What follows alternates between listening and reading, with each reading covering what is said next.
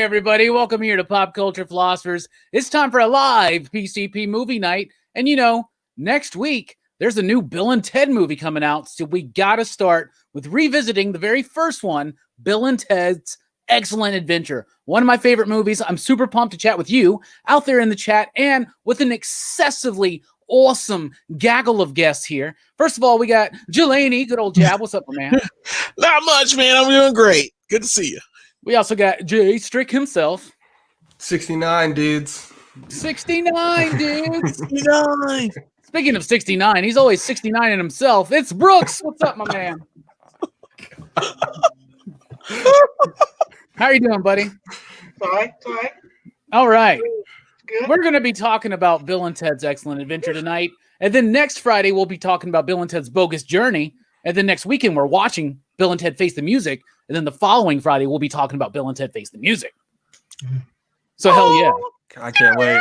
I'm so excited. We're so excited. In fact, usually the 3 weeks leading into Horror Fest are like the most insufferable 3 weeks here to do movie reviews because I'm just ready to get to Horror Fest. You guys know this, right? But when it's 3 Bill and Ted weeks in a row, I am super freaking pumped, y'all.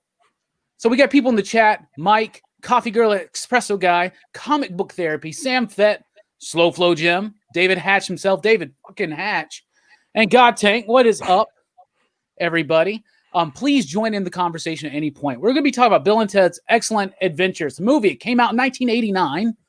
It was written by Chris Matheson and Ed Solomon. Chris Matheson, friend of the show. We actually had him on not too long ago. Starring Keanu Reeves, Alex Winter, George Carlin, and a whole plethora of other people. It was directed by Stephen Herrick. And it did really, really well. The budget was $6.5 million, and it made $40.5 million. Wow. Holy cow! They really recouped their money there, and of course, they had a sequel and now a long-awaited third part. This was one of my favorite movies growing up. I loved it so much. It's so funny. I've always loved history, so I love the historical figures in it. I love the modern and the classic mixed together. I think that's kind of the overall theme, aside from just being a fun movie. It's about the connectedness of the past, present, and even the future, right?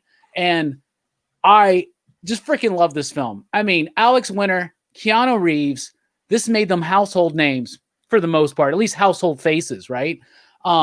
This movie blew up, and it was so huge. And I remember being like in 5th, 6th grade, and everything was about Bill and Ted. I mean, Wild Stallion's still rocking today. You know what I'm saying? I think these movies are excellent.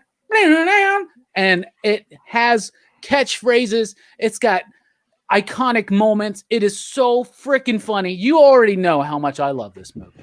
I want to know how much Jelani loves this movie. What do you think about Bill and Ted's Excellent Adventure? It's all right. No, man, I love it. Somebody always has to do that.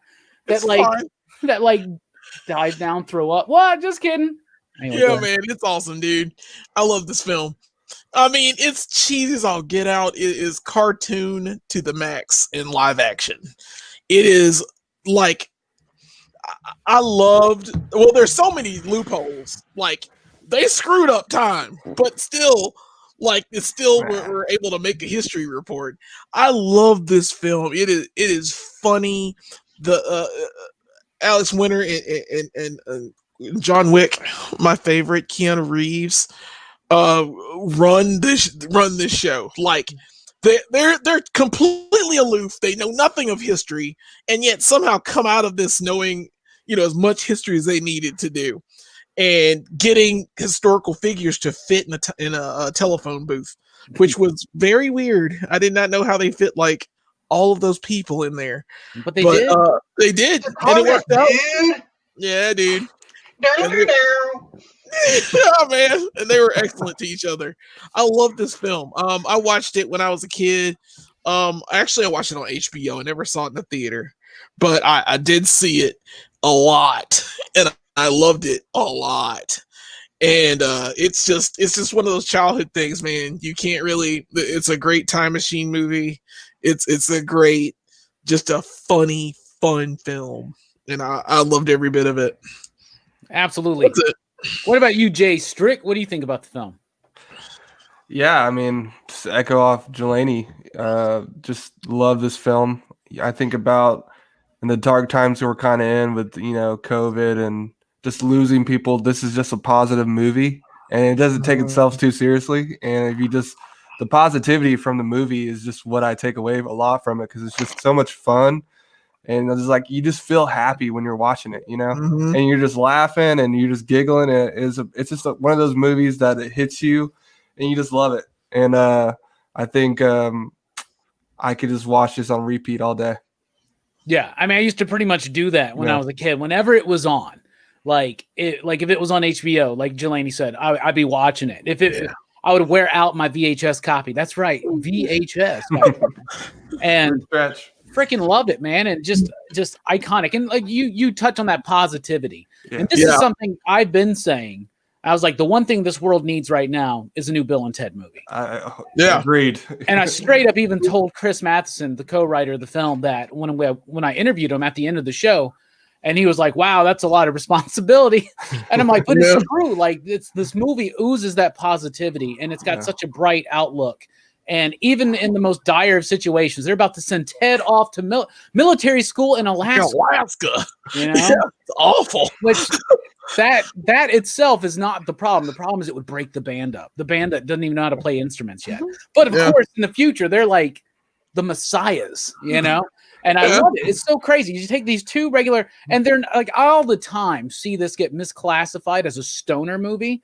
No, it's not. They're not stoners. Because they're not stoned. They're a little dumb, but they're not stupid. Does that make sense? Yeah. Like I love the way that they speak and the way they use words that maybe they don't necessarily even know how to correctly use them, but they use them in their own way, and it works, and it's got its own flair. It's got its own style. Speaking of style and flair, Ric Flair's illegitimate great-grandchild, Brooks. What do you think about this movie? Woo! This movie made me laugh. Like, this movie always makes me laugh. I love the message that they take these kind of like slackerish Gen X characters, that like it was like a big thing back in the late 80s, early 90s, thinking like, oh, these kids are just gonna grow up to be nobodies and nothing. They're like not gonna amount to anything. But it turns out like these two changed the world. Yeah. And like in ways like you wouldn't expect. Like, and they're just these two kind of these goof off slacker dudes. But that was kind of the thing back in the day. I remember my mom hated that kind of stuff too. She didn't like Bill and Ted or Beavis and Butthead or any of those kind of like idiotic duos that kids idolized back in the day. Bart Simpson. It just made me like it more because I love everything my mom hated. It's like you said to Citizen Kane, what did you want to be when you grew up? Everything you hate. Anyway, you're right on the money with that. And like Beavis and Butthead, that kind of comparison, it works, but Bill and Ted went way further. Yeah, right? It's way different. It's just kind of like the whole idea of, these stupid teenagers that just do stupid, idiotic things. It's kind of a big theme back then. Absolutely. And, it's obvious that we're revisiting this film because they got the third one finally coming out. And it's very exciting and slightly surprising to me. A little bit, yeah. That so many people are hyped for this movie. Because I'm like, do people even remember Bill and Ted? And do you remember how much of a cultural phenomenon they were? They were. It was all over the place. There was an animated show. Yep. That was on CBS and then on Fox. And the CBS first season actually had Alex Winter, Keanu Reeves, and George Carlin as voice actors. There was a very short-lived live action sitcom show. Do you remember that? I don't remember that one. Yeah, it's incredibly rare, but I remember it had different people, obviously. But yeah, dude, right? Strange things are afoot. Circle K. One of the best lines. This movie is filled with great lines. The writing is absolutely spectacular. Now, of course, I'm probably going to continue to say this the entire damn show, but we recently had Chris Matheson on the show, right? The co-creator, Bill and Ted, and he talked about how him and Ed Solomon, when they came up with these characters, yes, it was a great show. We talk about religion mostly, way more than Bill and Ted, but that's just the way the cookie crumbled. And that's why we're pop culture philosophers. Anyway, he had also written books recently about religion. So, but they're great writers, right? So they came up with this when they were doing like this improv stuff. They just came up with the characters of Bill and Ted, and they played with them for a little bit. Chris's dad is Richard Matheson, the writer of I Am Legend and so many other science fiction classics. And he told him, he's like, you guys got to sell this. This is a good idea. And they took they did the framework with the time travel and all that stuff, and they made it, and it worked. And Stephen Herrick came in and directed the hell out of that first movie. It had some problems as they were going away. They were low budget. They did it really, really quick. They shot most of it in Arizona, but they did get to go to Rome for 10 days to shoot all this. Like every shot that you see, like Napoleon on the battlefield, when they go get Socrates, when they do all that stuff, when they find Sigmund Freud, all that was shot in Rome. The Joan of Arc bit, and then in Arizona, of course, that was an actual ghost town they went to where they met Billy the Kid. What a fantastic movie! What a great cast of characters! What memorable characters that Chris and Eddie created, and to have them portrayed so perfectly by Keanu Reeves and Alex Winter as Bill S. Preston Esquire and Ted Theodore Logan. Fantastic. I wondered if Ted, his name actually is Ted Theodore, or if he just doesn't understand that Theodore is short for Ted. So he thinks that his name is Ted Theodore, but it's really just Theodore Logan. What's really funny is that if you see the characters' names written out, right, like Theodore is in quotations. So it's almost like he's like, I'm Ted Theodore Logan, which I think is really, really funny. But the way that this worked out, they brought in a bunch of different people to read for Bill and Ted, and everybody that came in read for either or. In fact, when Alex and Keanu were first cast, they thought they had the other person's role until they tried on their wardrobes and realized that, oh, I'm Ted, right? And so nice. Even though the characters, they say, do have two very distinct personalities that came from their backstory that kind of gets elaborated on very subtly, but still in a real way in this film. All that to say, holy cow, when they found Keanu and Alex, they were just chatting. Like, out of everybody that came to audition for these parts, they immediately started bonding. Apparently they're both bass players. They both slap at the bass. And the bass man. So they bonded on that, and that chemistry was there. It was evident. So they got cast, and holy cow, they have been integral to the journey of these characters all throughout the years, as well as Ed Solomon, Chris Mathis. This is something that blew me away. When we were talking with Chris said that Alex and Keanu are just as responsible for what the character arcs and the characters of Bill and Ted as they are. And the four of them wouldn't do a movie with one of them missing. And so I thought that was super, super cool. Jelani, what do you think about Keanu and Alex in this role and those characters, and just how endearing is it? Because I know it is. They are two peas in a pod. They work out so well. Like, they're both dunces, and it's clear. And they clearly don't know what they want to do with their lives, and they just, other than just being a band and playing their band. And the way their chemistry throughout the film is like it's like it's like they were just brothers from another mother this whole time. And it feels great. And when George Carlin finally at Rufus gives them the time machine, and then like they actually show up with themselves and talk to themselves with the 69, dude. And like, even that, I'm like, yeah, they even got themselves right in that scene. And I'm like, wow, I don't know. They're just unique characters. They're the funniest guys in the room. And they're probably the jokesters at school too, just the dunces at school. And that turned out to be so much more. And I like the characters together. Very good. Yeah, they did a great job. And they did a great job. That positivity just explodes out. Like, I love in that scene at the Circle K, right? When they meet their future selves. And so like they're like very hesitant, and they're like, what's going on? Right? They just met Rufus. This telephone booth just popped out of nowhere, and they were just like, what's going on? And then when they come from the past, even though when you get it to the later point in the movie where that comes back full circle, you realize that they're in a troubled situation, right? Yeah. But when they see themselves, they're just so happy to meet themselves. Yeah. They're just like, no, dude, it's 69 dudes. And then they win them over. They can win themselves over. Like they trusted each other. They're like, dude, why don't we lie to ourselves? Yeah, exactly. What do you think about the characters in those performances, Jay Strick? Yeah, it makes sense that we share the story that they tested well together, because you just get that sense in the movie that their chemistry is genuine.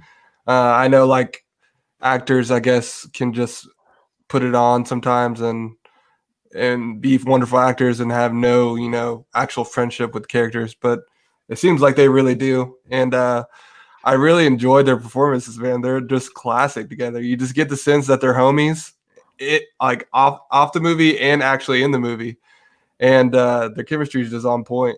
I love it, man. I love even one of the more like serious scenes when Ted dies or whatever, and he's like, "You kid, Ted, you medieval dickweed." Yeah, it gets dark. And my favorite thing is the explanation, because it's like they straight up like they kill Ted. Oh yeah. And he's like, dude, I fell out of my armor. Yeah. How did you fall out of your armor and not fall to pieces? Dude. But the way he the way that he delivers that line. Yeah. The way he delivers that line just works, because you're just like, you're okay. Makes sense. Absolutely. What about you, Brooks? What do you think about the characters and the performances? Yeah, I mean, obviously, if Bill and Ted doesn't work in the Bill and Ted movie, it just doesn't work. And I love this, like, the chemistry between these two guys, and like how ridiculous and goofy they are, but they're so endearing at the same time. Like, they're very kind of kid friendly, I guess.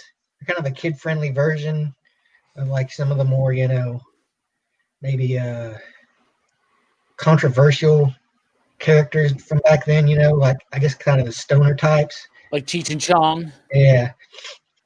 But yeah, like, I love their rapport, and it's how it's kind of obvious that Bill is the leader, or he's more the leader, and Ted's more of the follower. It's like Bill's always the one that'll get the last word and convince them what to do. Like, when they make themselves like, what if we're lying, dude?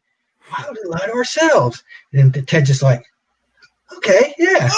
Yeah, he's always right about everything. So. He does take that role. And there's even a scene early in the movie when they're leaving school and Ted's carrying all the books, right? And Bill's just got this one piece of paper and one book, but Ted's carrying all the books. And then what's funny is that they go to Ted's house so he can go get his books.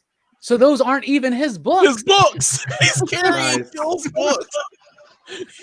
But it does. He's also the only child, and Ted has a brother. Exactly. Yeah. You get this idea there, and he also has a really tough father who he has to fall in line with, right? And his cop, his father's a police officer, he's a sheriff or whatever, right? So, yeah, he's got this very strict, rigid thing. Meanwhile, at his house, his dad's like banging this like 20-year-old who was a senior when Bill and Ted were freshmen, and that's really funny too, man. And that's Missy, and Missy is a great character. Great. Yeah. I think she's even better in Bogus Journey, but we'll get to that next week.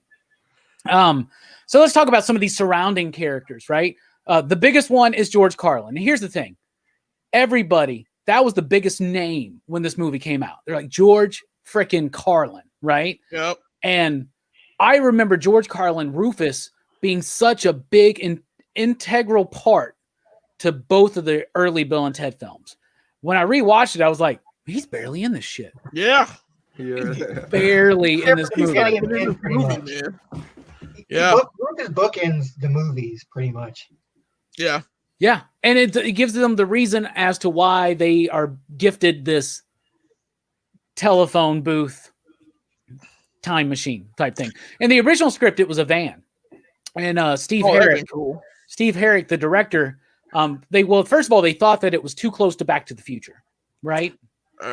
Time machine vehicle. Yeah, and then the director apparently was like, because, and I'm sure y'all will, maybe Strickland won't, but we'll remember this. Back when phone booths were a thing, there was this like youth gimmick as to like trying to get as many people into a phone booth as possible and take a picture of it. Right? There are even like movie posters and shit like this. Like, it was a very popular thing for young people to do. Me and my friends did it in San Antonio, right?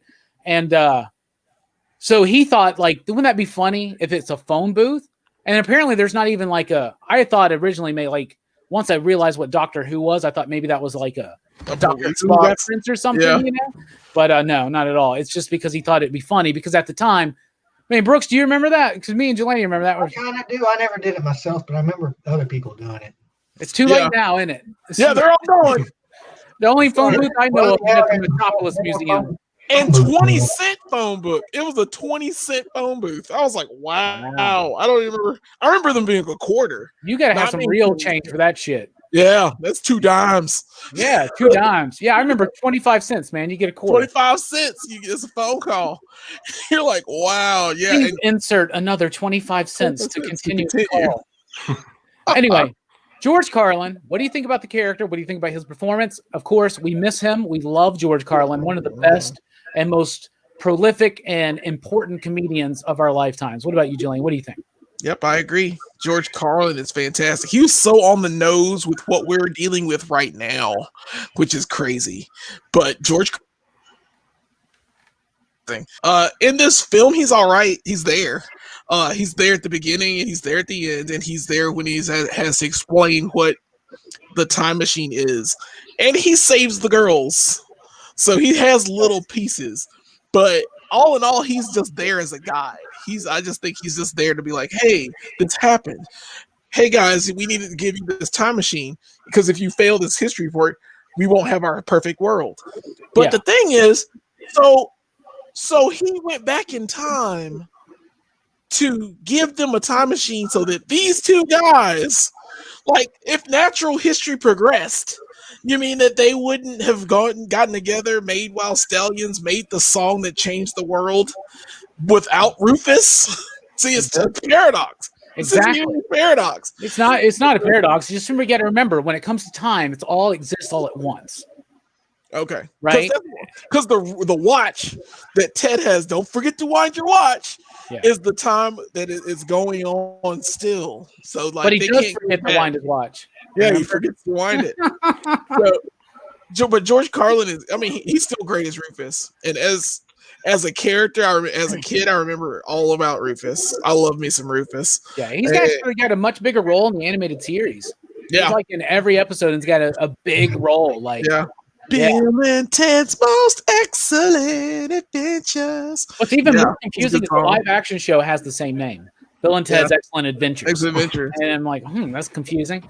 But I don't think that's easily available to find. I have the animated series available, but it's great. Anyway, George Carlin being cast in Bill and Ted is the equivalent of Marlon Brando being brought into Superman. Superman. Something to give the movie clout. Okay. It was a huge movie because of that. Yeah. I agree. And one interesting thing about George Carlin is he's known as being this very animated character on stage, right? Right. And he's very reserved in this movie. In a very animated movie. Yeah. And he brings the cool factor, man. Yeah. Like everything is cool and gnarly in this movie, but he brings the cool factor. Because the future is cool. Cool. Yeah. What about you, Jay Strick? What about you and George Carlin? What do you think about? And do you? You're a little bit younger than us. Not to call you out or nothing as being a little baby, but you're children. Your children. I don't even know how much of an iconic pop culture figure George Carlin was to you. So elaborate on that. Even. Yeah, he was in like. Tell me what he did. He did like a. He did the 7 Dirty Words. He did like a children's show, didn't he? What was it? I remember his sitcom. No, he did. I don't remember. He was in Car Wash, the original Car Wash. Dogma. He's in Dogma. He is in Dogma. He does a lot of stuff. He's been in a lot of things. He was in that Kevin Smith movie. Jersey Girl. And he's done a lot of work. Smith movie. Yeah, that Kevin Smith movie. I love it. I was trying to remember what cartoon he was. I mean, not cartoon. He was in a children's show. I can't remember. It was like a big one. I can't remember what it was. But that probably would have been my first exposure to him. Yeah. Was it like he played the voice for was it Thomas the Train or some shit? I'm trying to remember. Yeah, he was Thomas the Train. He was the conductor. He was the conductor. That's what it was. Okay. That's where I knew him from. Charles, Let's see. Excellent Adventure was in '89. I was born '92. So yeah, but he's great, man. Like he like you said, his role's kind of small, but it's very important to both movies. And I hope he plays some sort of role in the third one. I think Robbie, you said something about that, right? Yeah, when we had Chris Matheson on the show recently. Did we? Yeah, and I had asked him that directly, and he said that Rufus's presence is incredibly felt in this movie because you can see this in the trailer, the newest trailer. There's like this watch that they're given, and it's from Rufus, and he says there's an inscription on it that is very, very important and vital in the film. So his presence is definitely felt. Yeah, and you get that presence in both movies, Bogus Journey and Excellent Adventure, and like you said, I guess he plays more of a big role in the animated show. It's the same with the comics I was going to show off later. He's like the whole book's basically about him and Bill and Ted. So it's cool to see it fleshed out the movie. I get the kind of vibe in this movie that we're reviewing that like when he showed up, there was like Terminator kind of influences because he's got those glasses and his hair slicked back and he's very cool vibe. I was like, okay. Well, I can definitely get that. You know, time travel movie just made. Yeah. You know, the movie came out in '89, but it was actually when they first finished wrapping the movie, they were just going to be like, okay, we're not releasing it. Like they didn't have much faith in it, right? So they weren't going to release it, and they were just going to put it out on HBO, right? And some company, I don't remember what it was, some company bought it for $1 million. Wow. And they're the ones that made the $40 million. Oh you know? my God. Wow. Yeah. I bet they feel like jackasses. Yeah. Yeah, right. So all of a sudden it came out a little bit later. So it was made a little bit, but yeah, being that close to Terminator, obviously you got those influences. You know what I'm saying? Plus, you got to remember, these are people in the future who are in contact with extraterrestrial and extra-dimensional beings. So they got their teen dog shades on, you know? Right? Yeah, you know how it is.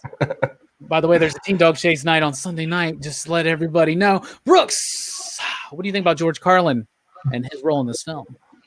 I like Rufus. You know, he's just a very cool seeming dude. And when you learn, it's kind of interesting in the second movie when you learn what his job actually is. It makes a lot more sense that he would be the guy, sent back to do this. And I love the way he delivers the kind of the same words as Bill and Ted would use. Like he's excellent and all that stuff. But he does it in a very very serious way. Like it doesn't seem silly at all to him. It's like it's just the way people talk. Like even smart people will say most excellent or bogus. Most triumphant. Yeah. I love the way they use most so much. Like, this will be a most excellent adventure. I love how they do weird double negatives. I think it's in the second movie where they do this, but at one point he's like, this is the most non-heinous. Yeah. Yeah. That's right. Oh, really fun stuff. Yeah, George Carlin was a revolutionary figure in comedy and pop culture, one of the greats of all time, and we miss him dearly, and we very much wish that he could be. We need him now. But at least we'll have Bill and Ted. You know what I'm saying? Exactly.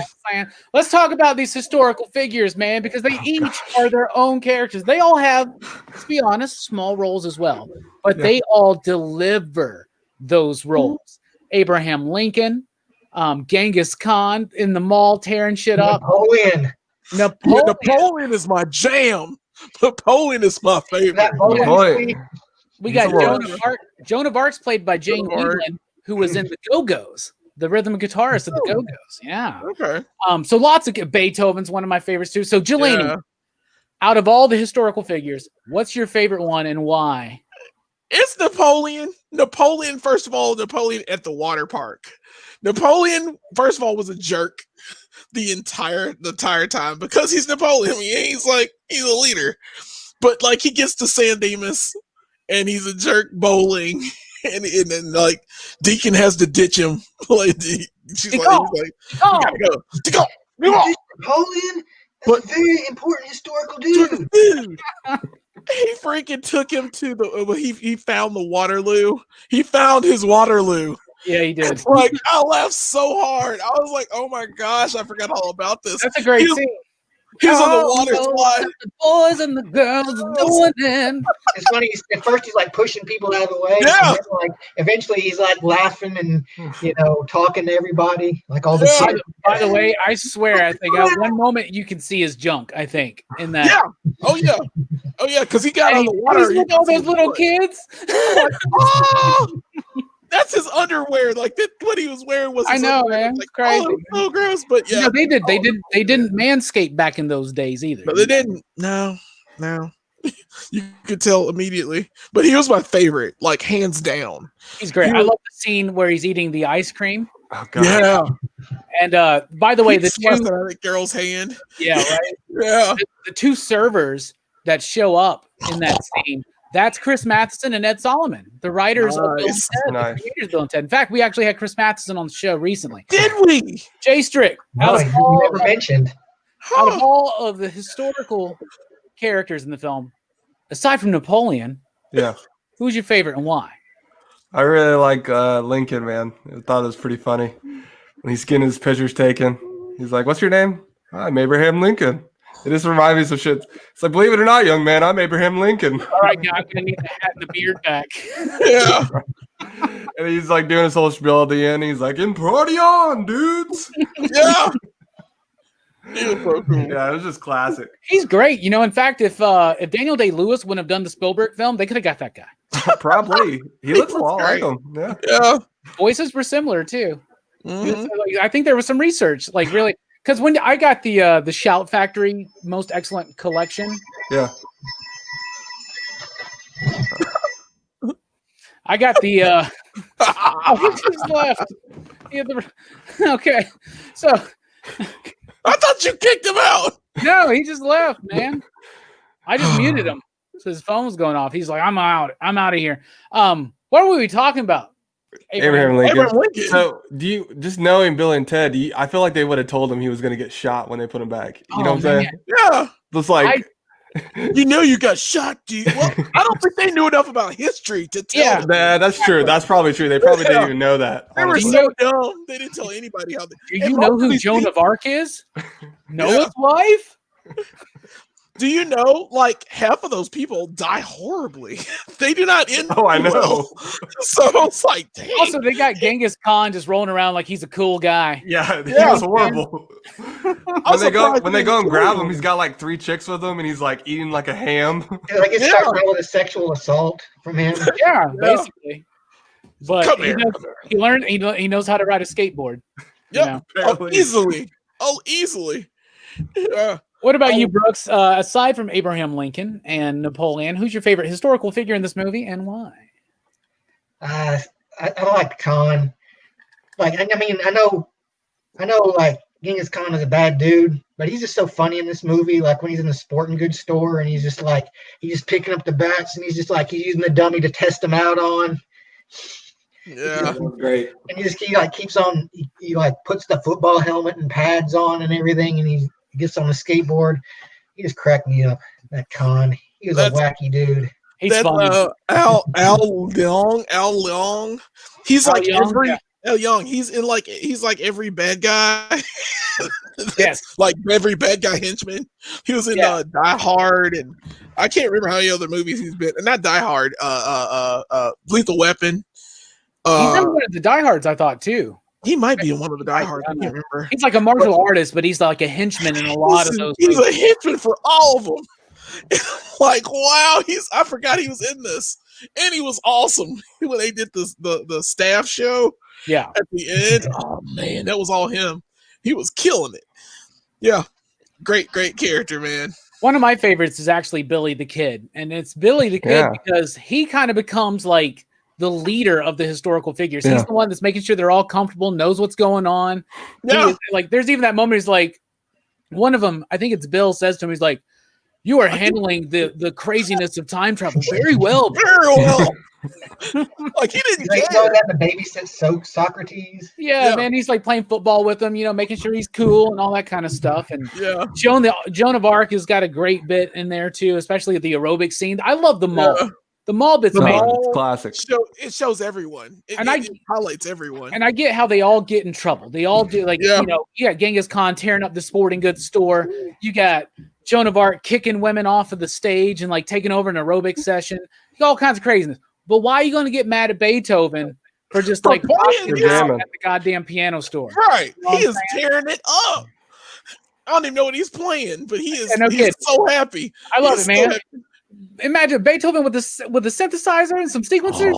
Man, dog. What would that be like? It would be It'd be like insane. Bill and Ted.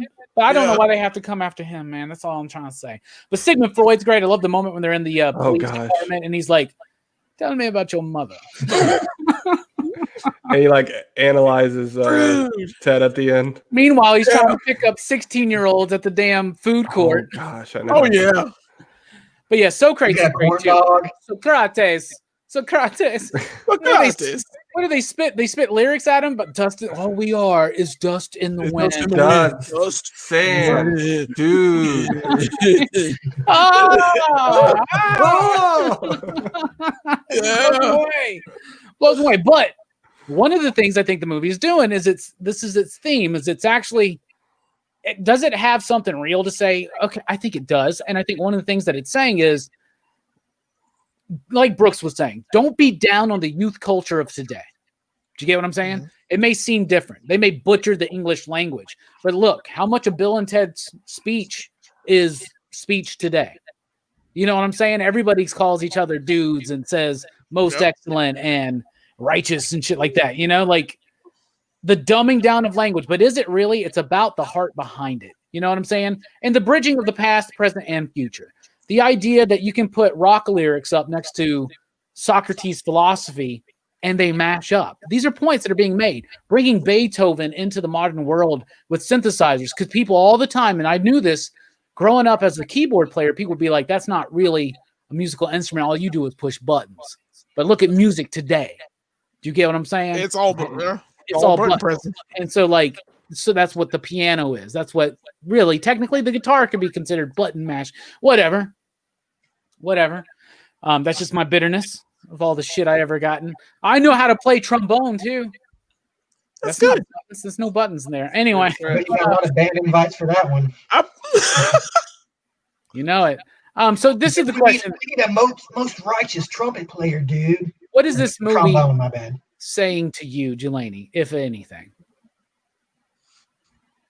That you could, if you believe in yourself, you can do anything you want.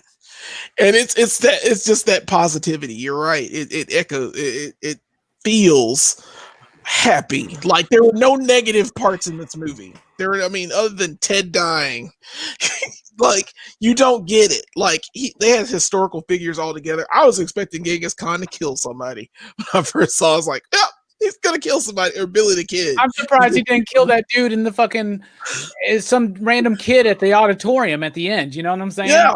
It's just, one of those things where it all worked out. They got all these historical figures. They got them all together, crammed them in a phone booth, and they're able to, just change the world with them and get an A+ on the history report. So, and by the way, what kind of horrible history report do you have to sit and hear all the people that were in that auditorium? You mean I got to sit there and listen to you talk? Like all of these people talk. So Jimmy's football rocks. Yeah. Hats off to that guy. That guy, No, he was all, tiny role, kind of stole a little bit of the show for a he moment. did. He's just up there being all nervous. St. Demas High School football rocks. Rules, what? But yeah, it was so. It's just so weird that they had the presentation that they They had to have like a give. damn class assembly for these people to give like 2 hours of history reports. Yeah, that sounds horrible. Why would you do that to people? But anyway, it was still fun. It's a lighthearted movie. It takes you out of all the crap we're dealing with right now. And man, and I forgot about it. That's the worst part. Like I remember this movie, but I don't think I've watched it in years. And I should have just popped it in like one day and just watched this, just for fun. Because I'm glad I did. Because it's such a nostalgia trip. It's so positive. It makes me feel like makes me feel like a kid again, to be honest. You know how silly those movies were in the 80s and 90s, and it just made me feel really good inside. So yeah, I really love this film because of that.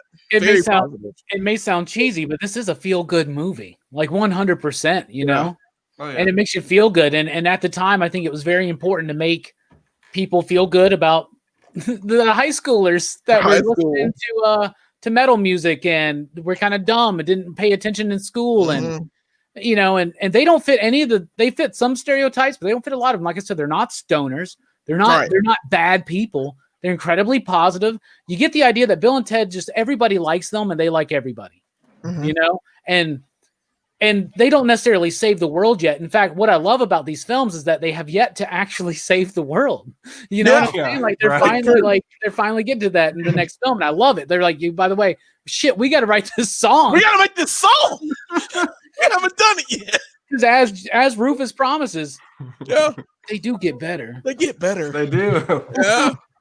They really do at the end of the second film. In fact, it's almost as if they're Kiss. It's weird. Right. Because it's a Kiss song. You know? Anyway, what do you think this movie is trying to say, Strickland?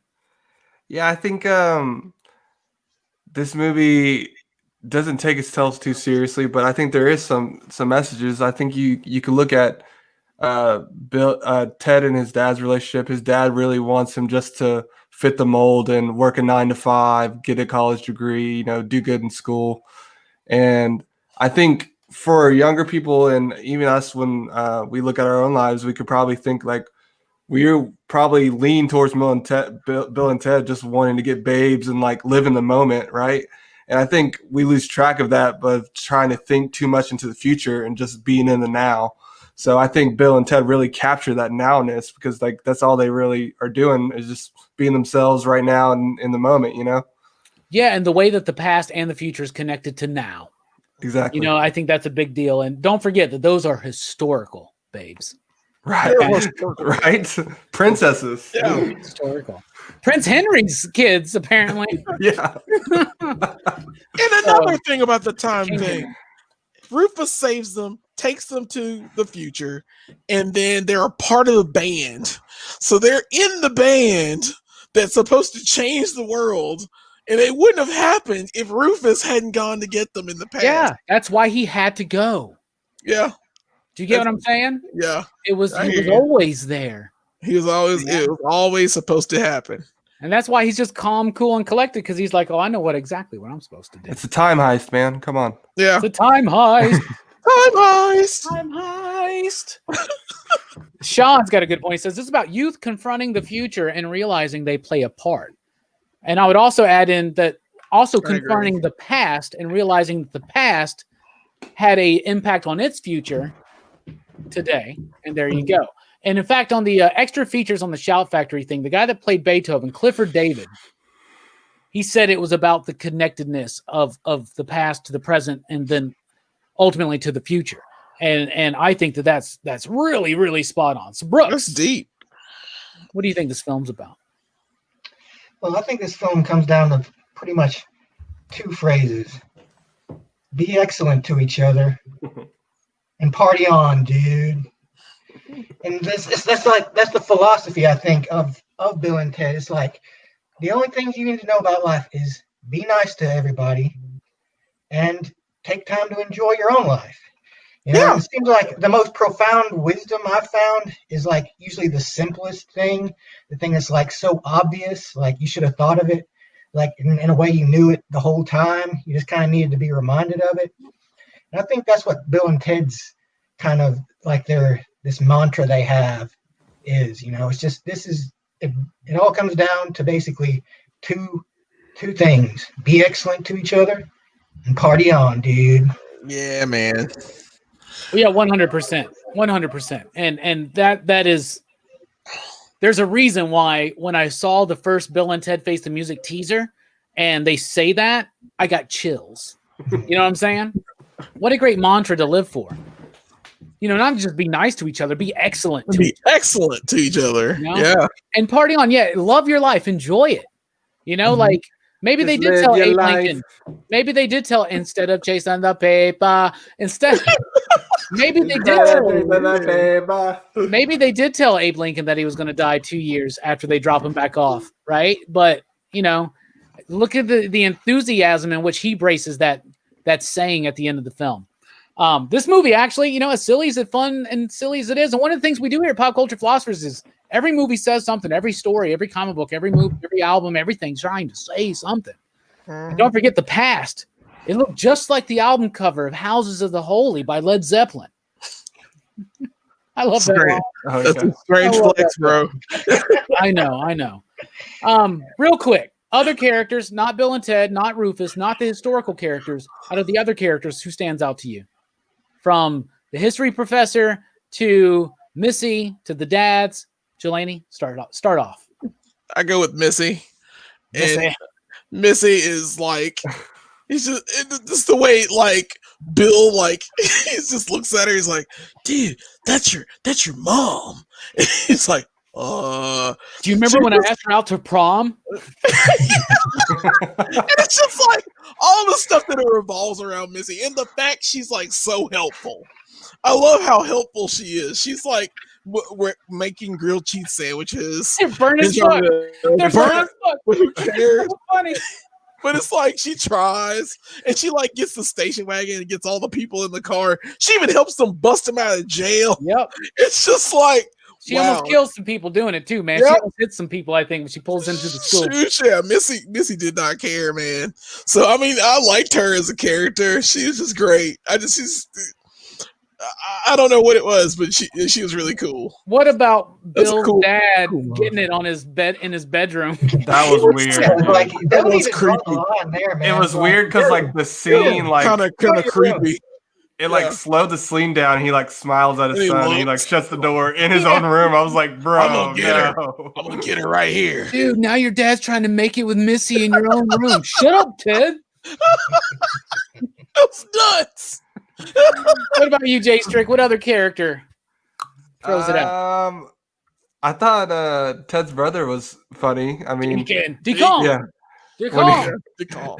He was a cool brother. I mean, he looks out for Napoleon for a little bit until he dumps him. Why'd you dump him? He was being a dickweed. Is that what he says or something like that? We got to bring dickweed back, man. That's the next thing. We're always looking for new / old material. Dickweed. We can start calling more people dickweeds. Yeah. But yeah, Deacon was kids are fun. The kids are fun, and they play off Napoleon really well. Yeah. Because Napoleon's more of a child than they are. Yeah, he is. He throws a damn temper tantrum in the middle of the bowling alley. Yeah. He's cheating. What about you, Brooks? What other characters deserve a highlight? I like the history teacher because he seemed like he was actually a cool teacher. Like he would have been a cool history teacher that actually cared. It's like he does express, concern that these guys are not learning. Bernie Casey. That's right.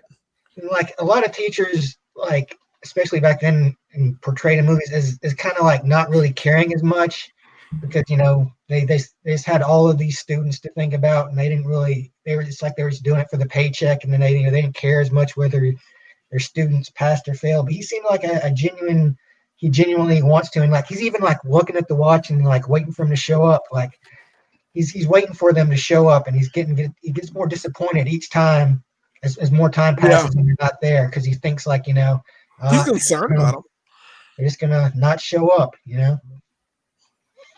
Yeah, I'd like to think of the character too as kind of like, what if he's like the brother of Morgan Freeman's character in Lean on Me, And they call him Batman. Great fucking movie, by the way, as well. Like I love Lean on Me, but no, he does a great job for what he has. A little bit, and you see that disappointment, and it's not like the principal in Back to the Future where he's trying to get him or dickweed Rooney and Ferris Bueller from Ferris Rooney is a dickweed. Rooney, I hate Rooney. He legitimately cares and he wants them to understand. And like really, all they have to do, like they are like if they get an F on this one thing, they flunk out of high school. So that means that their GPA is probably like what 2.1 garbage. I don't know, man, but it's just. He cares. 1A cannot change that. That's a good thing. Yeah. So everybody's brought up some people. So who I will bring up in is let's talk about those historical babes. Those historical babes. The princesses. I honestly thought they were the same women in all of the movies till Strickland bursted my bubble. And I was like, no, dude, this is not. They have such a little role. You don't even pay attention to them. The one doesn't even ever talk. Right. The one that winds up with Bill. Redhead or the one she doesn't even fucking talk. Or one of them's Elizabeth. And I can't remember the name of the other Joanna. one. Joanna Elizabeth. Okay. But They're basically just like props, kind of. Yeah, unfortunately, and that's probably one of the down parts of the movies that they didn't really give them too much to do. Even in the next film, they're very, very small roles. Right. But I do want to talk about Clarence Clemens, Martha Davis, and Fee Waybill. Do you remember who they played? Literally in the cast, they are listed as the 3 most important people in the world. Wow. They're sitting there, and I love it because my favorite scene in this movie, and this movie is filled with great scenes, but my favorite scene is where they just randomly wind up in the future. Yeah. In that room with them, and then they just go, and then the music's playing, and they're just so weirded out. It's great music. I don't even remember the exact song, but it's great music. And then everybody shows up, and they just have this. Most movies today would be like, well, this would slow the pace of the film up. We'll just cut it out, right? I'm glad they kept that in there. This movie's already got a great pace. It's an hour and a half, pretty much exact. Yep. And it feels very fulfilling. No act feels slow. It always feels popping and fast, and it moves. And that's something else I feel. Bogus Journey maybe has some. It's got some weird slow parts. Pacing issues towards the third act, I think, because they went a couple extra. When they got past death, or when they beat death. Most people think Station is where it kind of goes off the rails. Yeah, Station. Yeah. But I love all of that shit. In Time is the song. That's right. In Time. Okay. Thank you, Mike. But I love that scene. It's so surreal, so slow, and a perfect moment. It is directly in the middle of the fucking film, y'all. And it's there for a reason. But now I want to talk about something even better. Let's talk about the music in this film. Oh my God, the soundtrack, starting with Big Pig doing Breakaway. Yeah. Breakaway. Dun, dun, dun, dun, dun, dun. Oh my goodness, the music in this film is so freaking great. What do you think about the soundtrack? It's good. That rock and roll to you. I love that song. Bogus Journey, dude. That's Bogus Journey, bro. Yeah, that's Bogus Journey, bro. No, it's not. It was at the end of this film, too. Believe it or Bogus Journey. Believe it or not, young man, that's Bogus Journey. Well, what was the end of what was the credits at the end of this movie?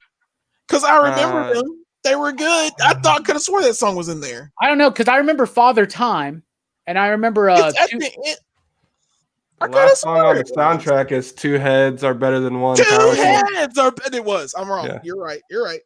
Double the pleasure, triple the fun. Well, that's not at the end of the film. It's in the film.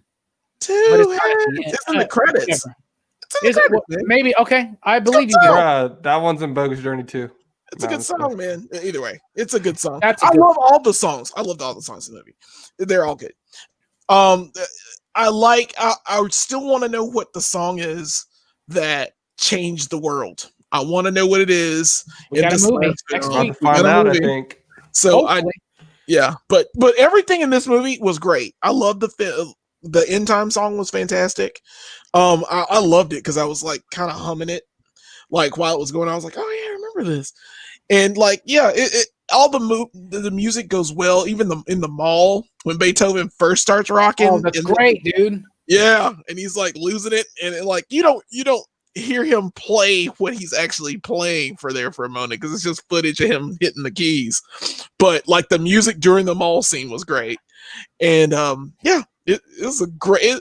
All the music fit where it was supposed to fit in this film. So you should have had Beethoven play "Rock Me Amadeus" by Falco. Rock Me Amadeus, but that movie's about Mozart. Yeah, I was about to say Mozart. About Mozart. And I think it almost looks like Mozart's in the next film, but I'm not sure. Jay Strick, what do you think about the soundtrack in this film? You already know I love it, man. We've been rocking at the shop with Excellent Adventure and Bogus Journey all week. So yeah, man. Oh, nice.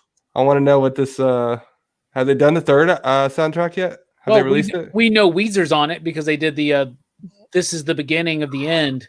That's why John's doing this. Oh. I'm sure Kid Cudi's on it too, since he's in the movie. Yeah. Apparently, he plays like a big role too. Oh, really? That's He's why probably here. one That's of the why here. future people. He's probably one of the future people. What about you, Brooks? What do you think about the music in here? Does anything stand out to you? Yeah, I thought it was good. I really like, even some of the cornier, like, 80s rock stuff. Like, there's just something about that 80s style of rock, that I kind of like, just, in spite of myself sometimes. Ballads. Yeah, like Def Leppard and stuff like that. Mm-hmm. Like, I know it's not very good sometimes, but it just hits me, man, takes me back. And it fits it really fits the time period of this particular piece. Mm-hmm. Gotcha. I really love the first song, which is Breakaway by Big Pig. That's such a freaking good song. And every time we listen to that soundtrack, Brooks, Jay Strick at work, it's first, and this is Bill and Ted. Dun, Yep. dun, dun. But I also love Vital Signs did the scene at the water park with the "We all know now, Yeah. the boys and the girls are doing it." Dun, Yeah. dun. This is the whole damn thing. And the mall scene, you're right. Like that song, I don't The remember mall, exactly it's awesome. what that one is, but it's great. So let's get to Yeah. the ratings here. Out of 5 possible you digs, and you out there in the chat, let us know, what do you rate Bill and Ted's Excellent Adventure, Jelani?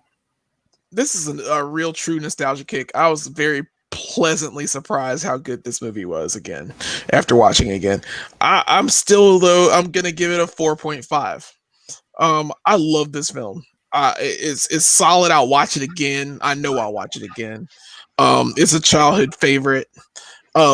It has its moments, but definitely I'll give it a 4.5 for me. Hell yeah, 4.5. Very respectable. Of course, coming from Jelani. I thought you were about to be like, I give it a 2 because it made me laugh. Jay Strick, out of 5 possible you digs, what do you give it? I think I'm gonna be going on a string of 5s here. So last week I gave it a 5 too. I'm going 5 again. This movie's freaking classic. For rewatchability for me is I could watch it whenever, and it's just so good. Like, in the essence of good is what I would think of Bill and Ted. So I love it, man. It's a freaking 5. Take them to the Iron Maiden. Iron Maiden? Excellent. Excellent. They're like, execute them. And then Execute them. they go, bogus. Dude. I love it. 5.0. Perfect score from Jay Strick. What about you, old Brooks? Yeah, the Micro Mario Master Machine Man. Yeah, man, I agree. I agree with him. 5 for me too. This movie is most excellent. Most triumphant. All right. 4.5, 5.0, and 5.0. 5.0. Leading it to me. What you got?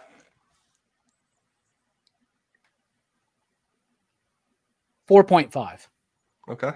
I go 4.5. I like this film. I like it a lot. It's got a great pace to it. It's expertly acted. It's well written. Great, memorable characters, memorable moments, a memorable moment of my childhood.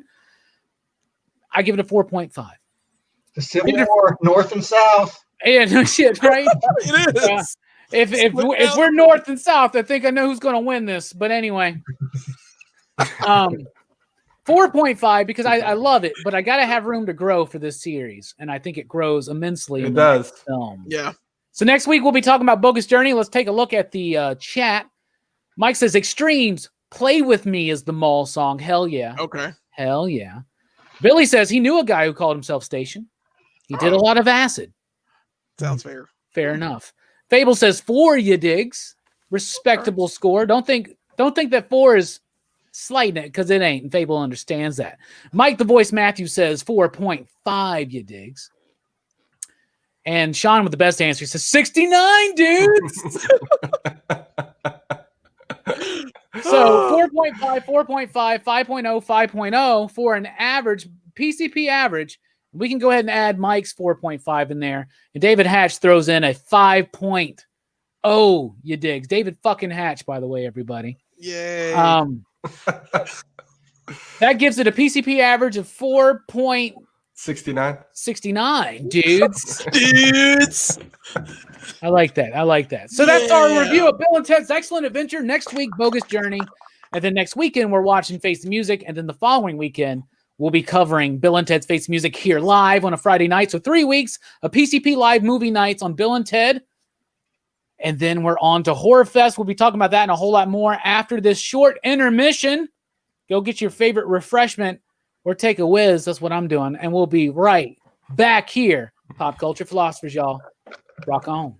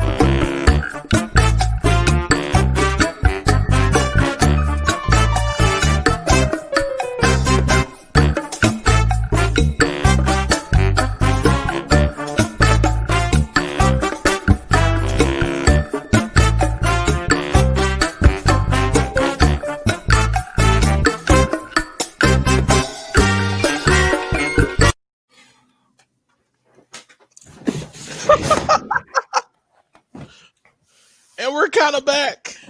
We are back. A little bit late getting in here. I didn't get to do one of the things I wanted to do, so I'm going to go do that real quick. Jelani Brooks, just bullshit with the chat. See what's going on. Cool. Sean says, "Oh yeah, I always lose it during a Joker clapathon." Yeah. I don't know why, but out of everything I've ever done here at PCP, it seems like the most popular thing I've ever done is this put together that damn Joker clip. Yeah, man. It's going to haunt me for the rest of my life. The Hellboy song is going to catch up to it eventually, though. Oh, by the way, speaking of Jokers, guess what I've read?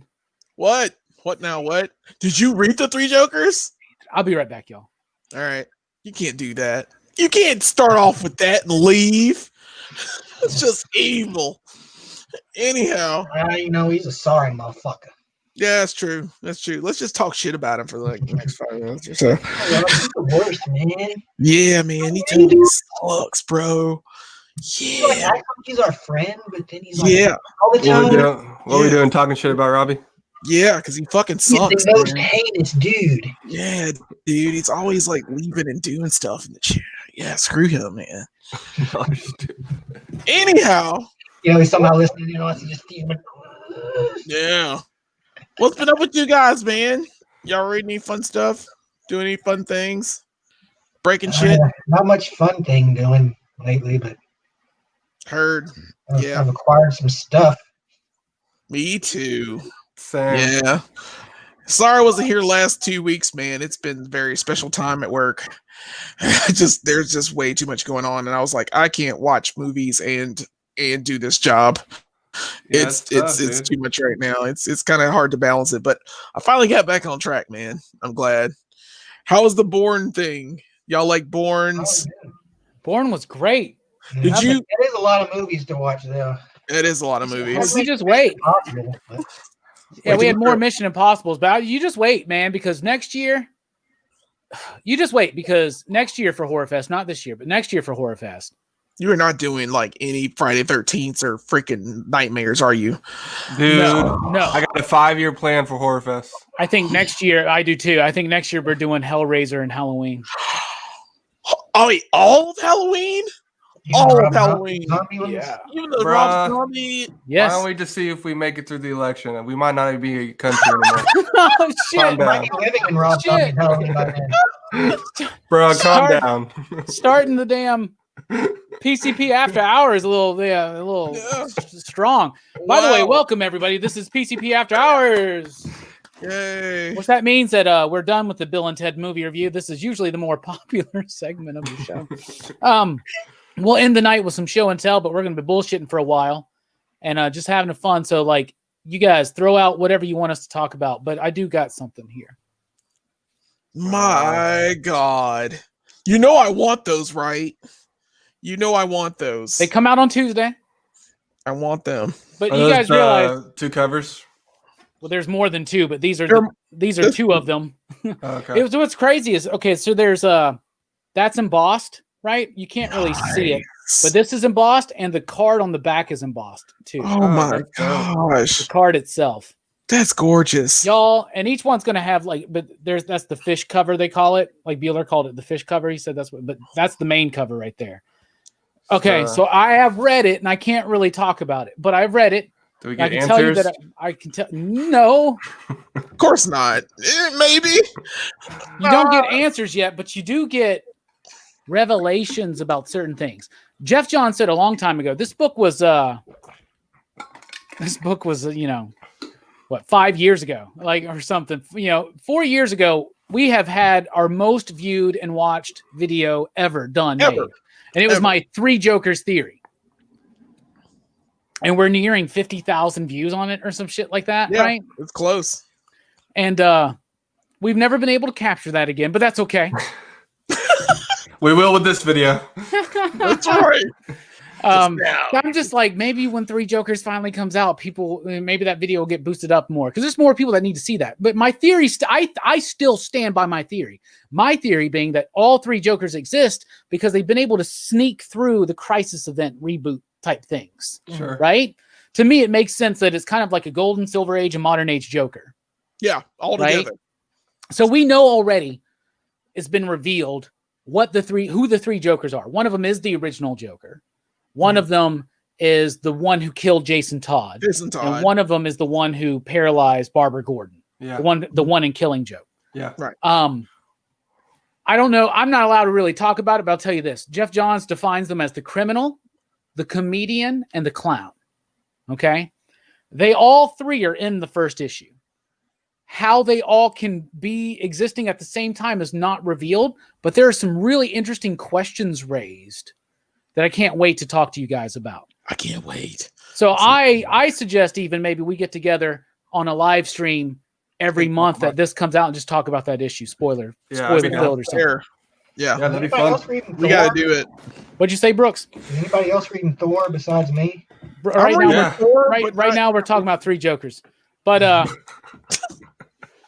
we're all reading Thor Brooks, everybody in the damn industry is Everybody reading here Thor. is reading Thor, man. Donny Cates, man. Yes, Don't act like you know Donny Cates, god damn it. he's a great man. He's First done of all, beautiful things. I know he hasn't did read the Cosmic last Ghost issue, Riders. so he doesn't even know. What? You don't even know. Have you read issue 6, Delaney? Yeah, The I one know that came about out this week. Oh no, I haven't read the one this week. I haven't been to the store this week. Man. Bro, that's what Brooks is talking about. I heard some stuff. Anyway, real quick. It's dope and it's good. But what I wanted to say was Jeff Johns said a long time ago that this was about the trauma that the Joker inflicts on the Batman and his family. Okay. And it really leans into that. It makes you feel the pain that Bruce, Barbara, and Jason feel from the Joker. Bruh. It lets you feel in a physical sense what that is, in a very real, Holy shit. grounded physical sense. I And can't wait. It's a then Black Label book, right? it is. It has to be. It has to be. For Yeah, them. Jason Todd calls someone an asshole. That was the only thing I could really see that made it a mature reader's title. It didn't really go too far or anything like that. So No bat penis. Thank no, goodness. but it goes into Issue 2, like, baby. you literally see every wound that the Joker has inflicted on these people. It's like, and you feel it. It's very well. Is it worth a 5-year wait? No, but it's very well done. And it's very much like Doomsday Clock. And like, I guess with Doomsday Clock being a tribute to Watchmen, with this one, he's giving a tribute to Killing Joke. And we still use the same Alan Moore 9-panel grid type thing. Ooh, it feels cool. like that. And Jason Fabic, I've never seen him crank out better artwork than he has on this. All right. Of course, I'm signed up for that. I want all 3 of them covers. And of course, he had like 4 fucking years to do it. I'm going to tell you, Jay Strick, when it comes to Killing Joke, ask Brooks. Brooks, you did Killing Joke with me on Comics Revisited, right? That was you. That was Yeah, it. that was me. Yeah. Jay Strick, seriously, find an original copy, which is expensive now, of Killing Joke, or any of the multitude of reprints of the one-shot they did, not the collected deluxe edition hardcover, but any of the original prestige format. They went through like 15 printings or something. Get any of those, because the original coloring by John Higgins is far superior to this modernized shit that Brian Boland did. Brian Boland ruined his artwork to me. He ruined the tone of the story, man. If you look, I have the deluxe edition. yeah, you got recoloring. I mean, I have one too, but I have all they'll come in the shop occasionally. Yeah. You can get a first print for like $80, I think is what it is. But you can get like any of the other printings for like cover price, which is like $5 or $6. But the original coloring is very important. Yeah. To that book. I would like to read that. It's colored by the same guy that did Watchmen, so the coloring is very gaudy and clownish and circusy. And in this one, it's way too subtle. Brooks, when we covered it, we talked about that, but you were mostly familiar.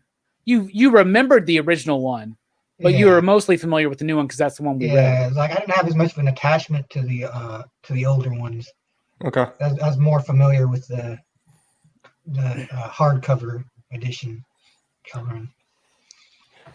Someone said this on Twitter. I don't remember who it was, but it was some comic book creator, somebody in the industry, and they said, I can't think of a single comic book recoloring that's better than the original. Meaning, don't fucking do it, y'all. Don't buy any new version. Like, even when they like recolor like old school stuff, like for a cover, it's cool. I recolored that not too long ago. Yeah, but you look at it, but it doesn't match up. Like, those artists are drawing for the coloring processes of those days. Sure. Mm-hmm. I don't know. Processes. That's not how you say it, is it? Most non-horrendous. I'm not a dictionary, dude. Yeah. Is it processes? Proci. I think that we in the English language need to have more original plural forms. Now, I was reading a lot of Venom shit today, and I was like, codices. And even in the 3 Jokers videos, I was like, all the crises, and people were like, it's crises. And I'm like, yeah, I know now. But our most popular video with 50,000 views, right? And it's me being like, all the crises. Crises high. Brooks, you were talking about Thor. I guess in a non-spoilery way, tell me your opinions on that Thor, man. Oh man, I like it a lot. like I need to reread this whole story again. From the beginning. Yeah. Yeah. Like, I It's need an to amazing reread. story. You have to But think I kinda too, saw like some of it coming from when the first part when the surfer walks up to him and is like talking to him. Like there's a few things he said that kind of clued me into what was going to happen. mhm. I felt like, oh yeah, I figured something out. I'm smart. You are smart, Brooks. Yeah, That's you why we are, keep dude. you around. That's why we keep you around, man. Of course. Yeah, that Thor was dope. And all week long, people were like, so I was dealing with this in the beginning. Like when I released the weekly comic book review, all I kept hearing, not all I kept hearing, but I heard from a lot of people, Thor is not your pick of the week. And I'm like, nah, man, it's not. You know, it was my number 3. And then when I did my top 10 video, I had a lot of people be like, hell yeah, Decorum. Decorum is like innovative. It's like groundbreaking. And Thor is the most exciting superhero comic book out this week. Like it's by far. But wow. And I'm not an indie snob. I'm not an indie snob or nothing like that. But the level of innovation on books like Gideon Falls and Decorum to me kind of blow Thor out. But that's how I feel. I think Donny Cates' best work is not Thor. It's not Venom. It's not Thanos. His best work is God Country or Buzzkill. Those are independent books he did. You get more passion, you get more a personal story. He has his own story to tell. Yeah. When your hands aren't as tied. Yeah, you're working for the big 2, you know. Exactly. Yeah, but he's doing amazing stuff on Thor. Thor was brilliant. Thor was brilliant. I think Thor has been good. Like Venom and has been way stronger to me, but after this last issue, I also was thinking about this more this week because I was like, I'm gonna give more appreciation to his run on this Thor run because he's following up Jason Aaron's run, dude. Like that's brutal. You know, like a lot of people flop when they take over big runs like that. Like I look at whoever took over after Jeff Johns on Green Lantern, I freaking hated it. Robert Venditti. Yeah, I hated it, dude. And what it's about just like Tom King taking over Batman after Scott Snyder? Yeah, that's okay. But I'm like on Twitter and people like loved Tom King's Batman run. I don't understand. It's because people feel like they have to pick a side. It is so weird. I'm like, Batman, I did not like it at all. Like, Tom King's run is way better than James Tynian's. I'm like, are you crazy? I'll tell you this. Tom King had an okay run on Batman. If it would have been 40 to 50 issues less and still the same overall story, it would have been a monumental run on Batman. He said things about Batman that nobody else ever dared to say. He had ideas about Batman on a very grounded, real, personal way that no other writer had thought of before. Really? Like, for instance, even the death wishy aspect of Batman. Yeah. And what Batman really is a scared little boy crying out for he's crying out for love. Sure. You know what I'm saying? And he explores that and he explores it well, but he does it in a very fucking strung out way. And he's such a sparse writer. And I don't mind a writer whose scripts are like a little bit more sparse, right? And they let the imagery, and he's blessed with some of the best artists in the game. Almost every issue of his Batman run has amazing artwork, okay? But sometimes it takes him a long fucking time to get to the point. And sometimes the point is not good enough to warrant as much time as it took to invest into it. Shit like Heroes in Crisis. 4 issues at best, maybe it's a little bit better. But Heroes in Crisis was kind of bullshit. But he really excels at these 12-issue stories that he does. Yeah, lesser-known characters. Strange Adventures is fire. His Mr. Miracle is amazing. I need to read that. His Vision series is amazing. His Omega Man series is amazing. Sheriff of Babylon, that's why I'm really pumped for Rorschach and for Strange Adventures to continue. Yeah, I think Rorschach will be good. He committed to 100 issues of one story, and he didn't have enough material to cover it. That's what I think. I can see that. Tynian's run right now is more explosive. I really like it. Is Tynian's run better? I can't really judge it yet because I got to see it as a whole. But right now, he's just giving us some cool fan stuff, you know? Yeah. And Punchline's an interesting character, and so far, she's been handled very well. Okay, then. So she's just not a Harley Quinn clone or anything? No, what I wanted. She's her own. She's like fucking violent. They need to flesh out a little bit more of her backstory to justify some of the. She's cold-blooded. Yeah. You know, and Cold-blooded. what we got in that Joker 80th anniversary was not enough to let me feel why she's so cold-blooded, and as well as why she is so efficient at it. You don't really get anything out of that. When I think about it, it's just like she was in college and that was it. She's like a nihilistic troll. Yeah. And just does it because. But the character. Because she's into Joker. I believe in nothing, Batman. Cut off your Johnson. Oh, dude. Robbie, I'm gonna go on a side tangent just to make Jelani mad. And I think he knows where I'm going. Your boy's back, man. Batfleck. Let's go. Yeah, he's going to be in the Flash. Yeah, he's got a big role in it too, the director said. You got Ben Affleck, Michael Keaton, and they confirm Michelle Pfeiffer coming back for Catwoman, which will be interesting. Guess I'm not watching the Flash movie. Yeah, I want to hear Jelani's thoughts on this first. First of all, why are you bringing back Ben Affleck? Why is he necessary to? Because they're gonna tie the multiverse together. Because he'll be like, I'm the Batman that was shit. So now we're gonna meet you, Flash, and Flash, you're just gonna change the story around, aren't you? Yeah, it's gonna be bullshit, man. Whatever. I would love to see it with Keaton though. I'd love to see Michelle Pfeiffer. That'd be awesome. I'd even like to see like Val Kilmer in a fat suit. No, you don't want to see Val Kilmer. I definitely want to see Clooney. It's just I don't know, man. If you're gonna do that, Christian Bale. Why not get Christian Bale? Why not get Robert Pattinson? Yeah. Why do you got to pick Affleck? Why you got to pick the one that reminds us? Kevin Conroy. Reminds us. Anyone. Kevin Conroy. Anyone. Yeah, Terry McGinnis. Garbage, man. Brooks the Magnificent. All right, here, man. Here's my thoughts. I don't give a shit.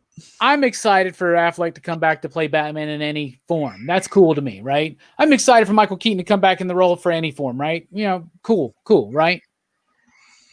But I can't get on board with this idea. I'm sorry, y'all. I cannot. It's a terrible idea. They're doing Flashpoint. They're trying to do this. This is why I think it's a bad idea. Make a fucking good Flash movie. No, they're just gonna do Flashpoint, bro. You're not making the Flash movie automatically better by throwing in every fucking Batman you've ever had. Just give me a Flash movie. Damn. That's how they make money, man. Just let the movies be their own thing. They'll never do that. Jesus, they're never gonna do it. They're never gonna make a good Flash movie because they think the Flashpoint is the only good like run of Flash. If DC wants to make a good movie they'll give their cinematic universe a lot of good connective tissue. Their best bet would be to make a new Gods movie and just have it with Orion, Light Ray, Mr. Miracle, and Big Barda, and have them like versus fight Darkseid. Have them do like something against the forces of opposite. It'd give like enough backstory where you wouldn't have to like explain, oh, Darkseid's badass. And, then you can just do, like, give the other characters a movie and do like Marvel did, just gradually over time build up to another big movie with Darkseid. They are working on a new Gods movie. It's, what's her name? Ava DuVernay? Oh, yeah, the one that did Cloud, A Wrinkle in Time. Yeah, Wrinkle in Time. She's been working movie trash. Yeah, but I think she's got some other work that stands. She's pretty good, though. Yeah, she's got it. And what's odd is they actually apparently have talked to Tom King about working with them on it. And I'm like, okay, I get it. He did Mr. Miracle, but I don't know if that's my interpretation. Like, call Mike Mignola to do some design work. I don't know, man. I'm concerned. But Thor Ragnarok. Well, he's doing Thor: Love and Thunder. Taika Waititi. That's gonna be good. And he's got a Star Wars movie too. I see it. I know that's gonna be awesome. So it depends. I just make a Flash movie. Jesus Christ. Flash. I got powers. I get it. The multiverse. That's cool. I think this is what it is. I think they have heard, because Doctor Strange, the Sam Raimi sequel, is going to be Doctor Strange and the Multiverse of Darkness or Multiverse of Madness or some shit. Yeah, Multiverse of Madness. So multiverse. Okay, so now they're like, well, we fucking created the multiverse. We better jump put to a it. lot of Now I feel like it's just like what happened before. Let's keep it up. Like, They're trying to jump ahead to catch up to Marvel. Like, I don't care. Like, I'm not confused that there's a new Batman movie coming out with Robert Pattinson. I'm not confused by that. Don't care. Love the movie. I love that they got Robert Pattinson to do it. He seems like he'd be a great actor for the role. He's kind of unknown with the Twilight jump. People associate him with Twilight, but I've seen him in other things, and he's gonna be he's in way better movies. and he's way better movies. And so I'm like, yeah, he can pull this off. Ben Affleck hadn't been in a good movie in his life. And they're like, well, I don't want to turn this into a Ben Affleck argument, Delaney. It's not. And I just want it to be known on the record that the three of us probably disagree with you. Yeah. Ben Affleck's done a few good movies, in our opinions. Dogma being one of them, which I think you actually like, Jelani. I like that movie, but he's not good in it. Once Shut again, I told you that. It is about that. He's never been. No, he's good in that movie. No, he's not. Oh, Jesus Christ. No, dude, he plays a classic digweed in Mallrats. Yeah, he does. And guess what? Mallrats is my favorite. Days and Confused, bro. You hate Days and Confused? Shannon. Yeah. No. Shannon. Yeah. No, I hate. He wanted to have sex in an uncomfortable place. What? Like the back of a Volkswagen.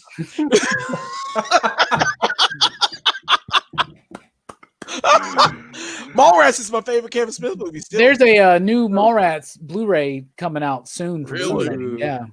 Yeah. Super special edition. We're about to hit an anniversary. I think actually right now is the 25th anniversary. Is this year? Holy wow.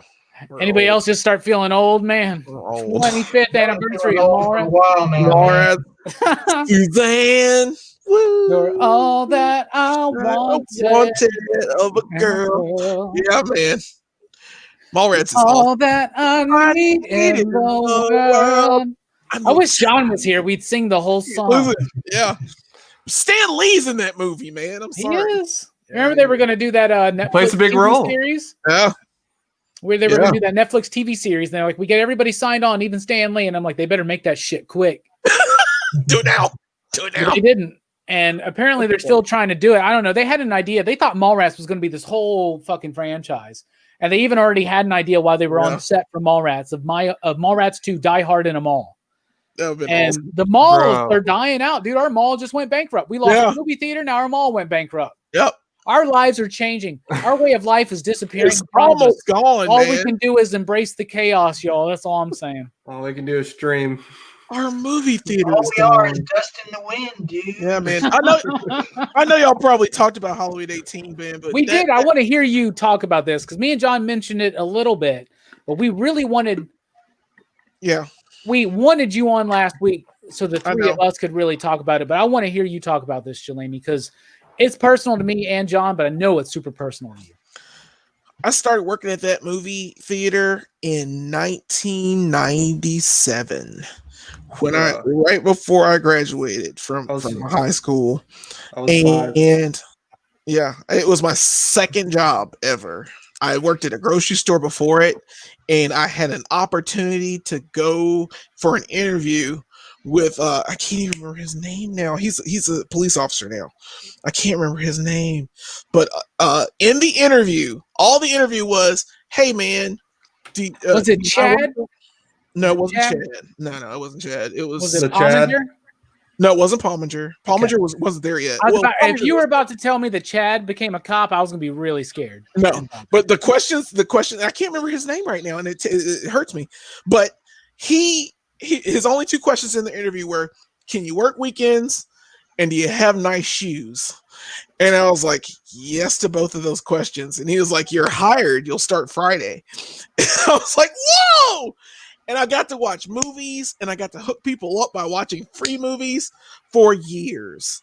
And I lost that job in 2000, and it hurt me like every day because I still got to go to that movie theater. The day you lost your job, I was there. You were there to watch me lose my job. There. What a crazy fucking night. It was a very special time, and I really regret losing my job that way, in that fashion, which I really shouldn't have, because we were just pranksters. We just did stupid stuff. And you took that shit too far. Well, yeah, but somebody did something to me and I just couldn't handle it. I understand, man. We won't but- get into details, but I'm just but gonna say details- Delaney got in a fucking fist fight on his last day of work.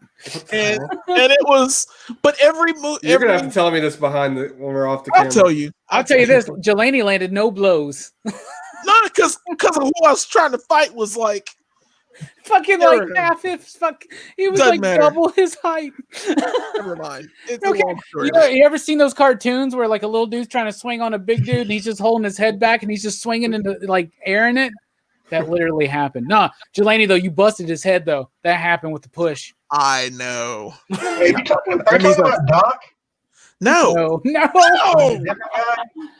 Doc, no. You just brought up the fucking thing. Why are you bringing brought up up Voldemort, no. man? Don't talk about Doc. Man. Doc? I already know what we're talking about. Doc Brown. No. That's Don't get Delaney started. Anyway. on Doc. He was a cool guy to give us some free stuff back in the day. Fuck Doc, man. Moving on.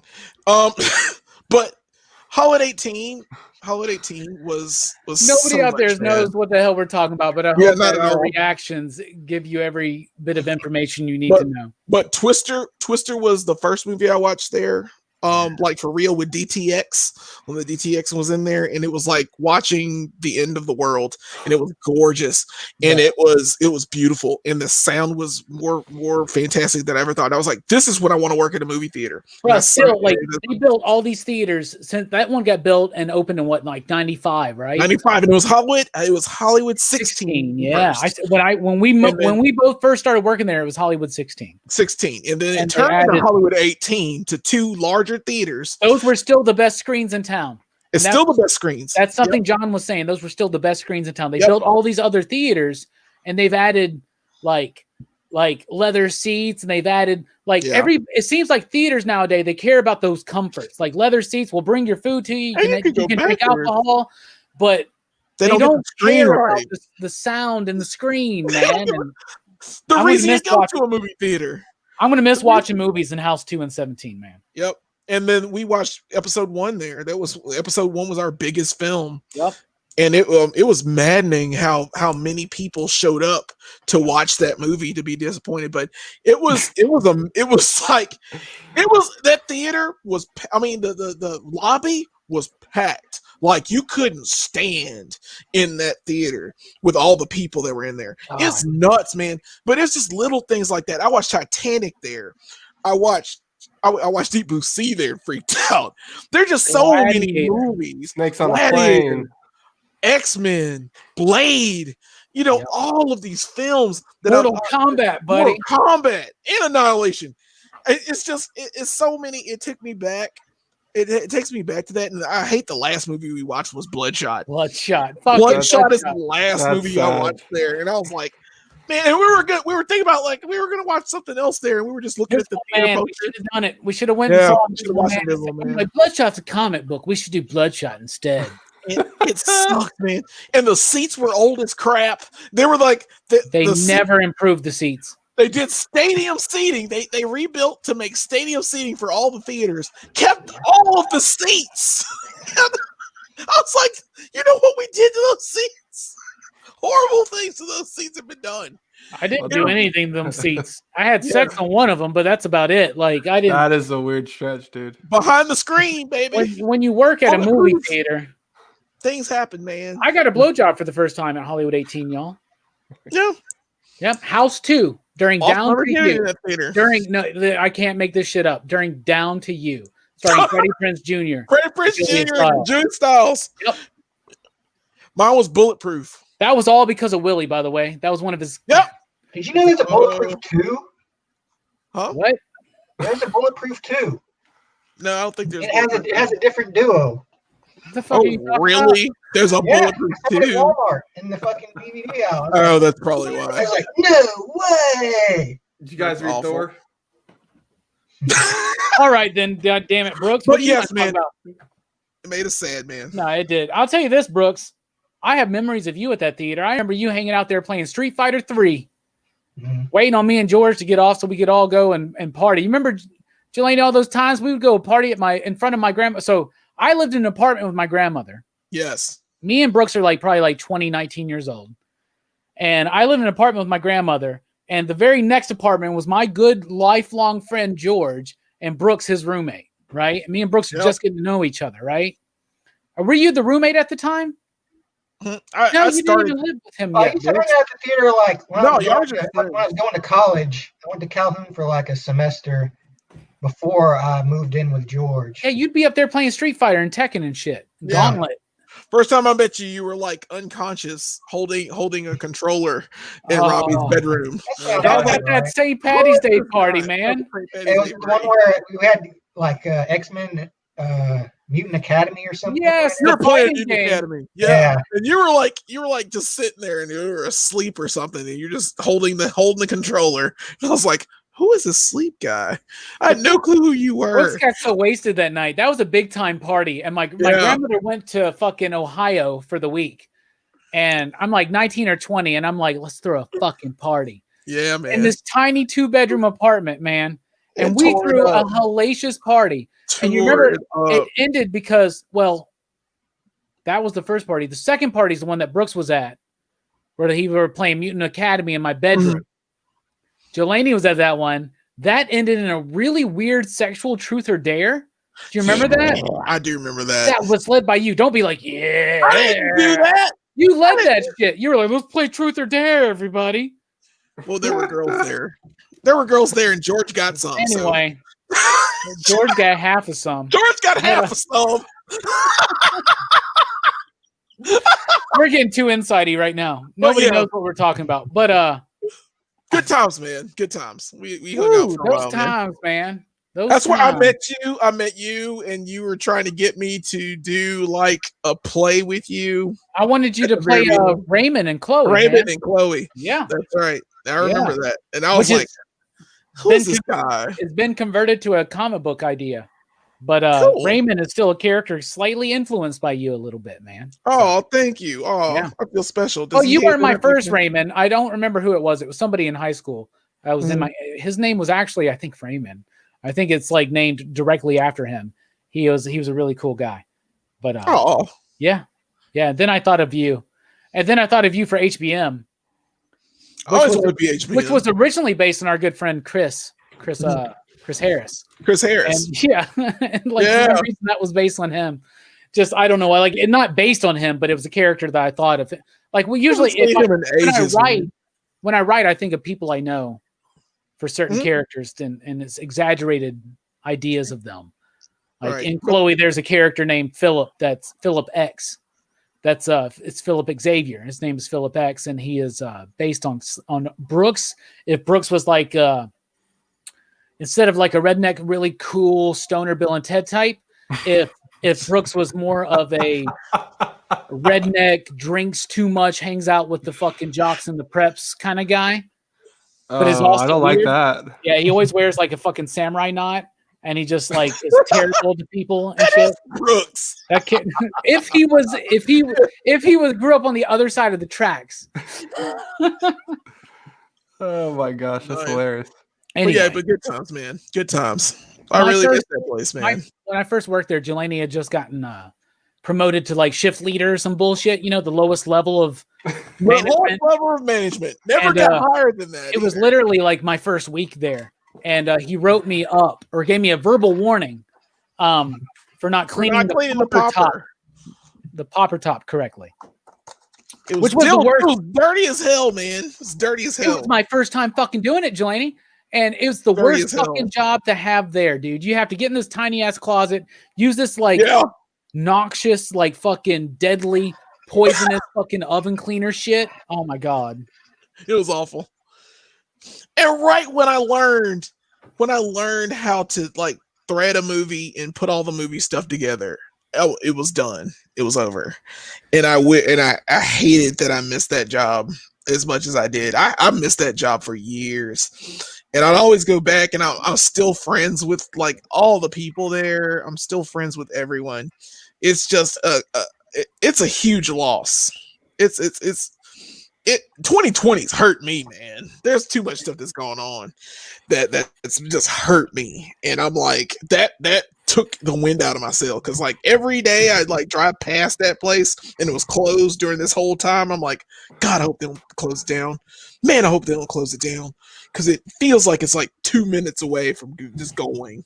And then I hear the news and it like I almost cried, man. Yeah, it's just so much that so many memories that happened in that theater. Watching the fireworks from Joe Davis Stadium. Yeah. You know what I'm saying? You got to watch them for free, man. Yeah, man. Like In the parking lot. Just park at the parking lot. Let's watch it. I remember working there when Gladiator came out, and I was off work where I worked July 4th because you always have to work the holidays if you work in a movie theater. Yep.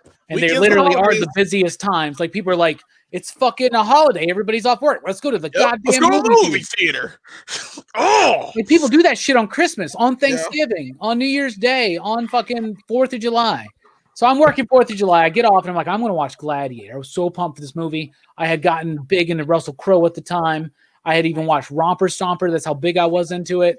And it's a weird stretch. the movie starts fucking having like explosions going off, and it's the fireworks, right? And whenever the fireworks would go off at Joe Davis Stadium, which is where the Huntsville Stars played, people would come out and complain to us. And one time, one guy complained to me on July 4th, and the fireworks were going off, and he was like, hey, man, there's this loud, weird explosion. I think we're hearing it from another theater. Could you turn their volume down? I was like, no, it's actually the Huntsville Stars, Joe Davis Stadium. It's 4th of July. They're doing their fireworks show. And he goes, well, can you ask them to keep it down? Sure. Should have done it. Just walk over to Joe Davis. Hey, guys. Stop it. Could you try to maybe turn it down a little bit? Oh, watch movies over here. Watching those things from the roof was amazing because you're literally like 100 feet away or something. It's amazing. It's right over you. It's art. Pretty dope. Pretty dope. Missed that pretty dope time to be. But Joe Davis Stadium is no more. Hollywood 18 is no more. Man. R.I.P. buddy. What are they gonna do with the Joe? They got plans to turn it into this like, because they got the soccer fields over there now, where like soccer's like super hype right now in our town for the youth to play, and so they want to expand that out and make that like a multi-purpose kind of stadium, make it a little bit more airy, like it's not so like enclosed. You know how when you're underneath like this baseball, and it's a stadium that needs some work. So basically, they would almost tear down the entire thing, and they would be putting up this new thing that would be really cool. Basically, still a big field with a really cool like place for a crowd to sit, like a bigger area to play those sports. But I had many fun times at the Joe, even on the last days of it. Lots of good times. Never had sex there though. I don't think you could. Yeah, that's nasty as shit. We all pissed in the same trough. Yeah, man. No. I don't know where you would even try to do that there. In the shed where they keep the lawnmower, I guess. Oh, behind left center field. Still be gross. No, it's on the right field line. My bad. It's where the gravel and the bleachers used to be. Never mind. Whatever. But yeah, good times though. Always. Strickland, what do you want to talk about? We've been keeping the basement out of the show because we've just been reminiscing about our times 20 years ago, Jelani. Man, let's not do that. That's depressing. When we were young men. James Strick, what do you want to talk I about? like this guy's comment, the Sean guy. He's like, I must have smoked myself completely out of context. I have no reference for anything that's going on. No, it really is I'm sure it must have been confusing because me and Jelani were talking about shit that nobody else knew. No one else would know. I just missed that theater, man. That's all. But there are more people watching now than when we first started talking about Bill and Ted. True. So, true. They're probably like trying to decipher the hidden meanings in your words. Whatever you want to talk about. I literally just told everybody where I got my first. People are like making charts with pictures and string attaching to them and all that. You're gonna be part of the next QAnon conspiracy, dude. Oh shit! You know it. Trying to figure out where Robbie sat in the theater. Oh, President Trump. Well, I'll tell you, it's the secondary door. When you go into house 2, that secondary door, not the main door, but the hallway. That hallway is where it happened. Oh, good job. Yeah, there was like nobody in theater. It was like a fucking Thursday, Wednesday night. It was like nobody there. That was like my favorite thing about, because we worked as ushers, which was the best. And so like literally we would just disappear. They'd be like, "Where's Robbie?" And they'd be like, "Well, I guess he's walking theaters." That was part of her job, to go into the movie theater. Yep. You've seen this. Walk Where back people and forth. go and they make sure that the exit door is closed. And people don't put their feet on the seats. And we would just sit there and we would like watch movies. We would drink. We would do whatever. My favorite thing doing was to take out the trash, which meant getting high in the back of the theater. That was my favorite thing to do. So I remember George used to do that all the time. Like, hey, dude, come on, we're taking the trash out. I'm like, okay. Yeah. People be like, "You want to take the trash out?" I'd be like, "Hell yeah, I want to take the trash out." I remember when I worked at a country club called Cherokee Ridge, it was kind of the same thing, because the dumpster we had was like at the top of the hill, like far away from the actual clubhouse, you know. So we'd have to load up a golf cart and then drive the trash up to the dumpster and then throw it out. So you could just like, you're far away from everything, and you just like light up a joint and sit there and smoke for like a few minutes. Exactly. And at the movie theater, after every show, so basically every 2 hours, every trash can gets completely filled. And so every couple hours, it's time to take the trash out.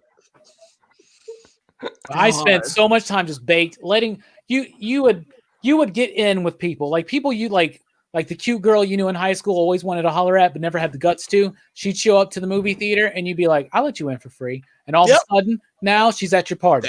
Do you get what I'm saying? That literally happened. So that's how you do it.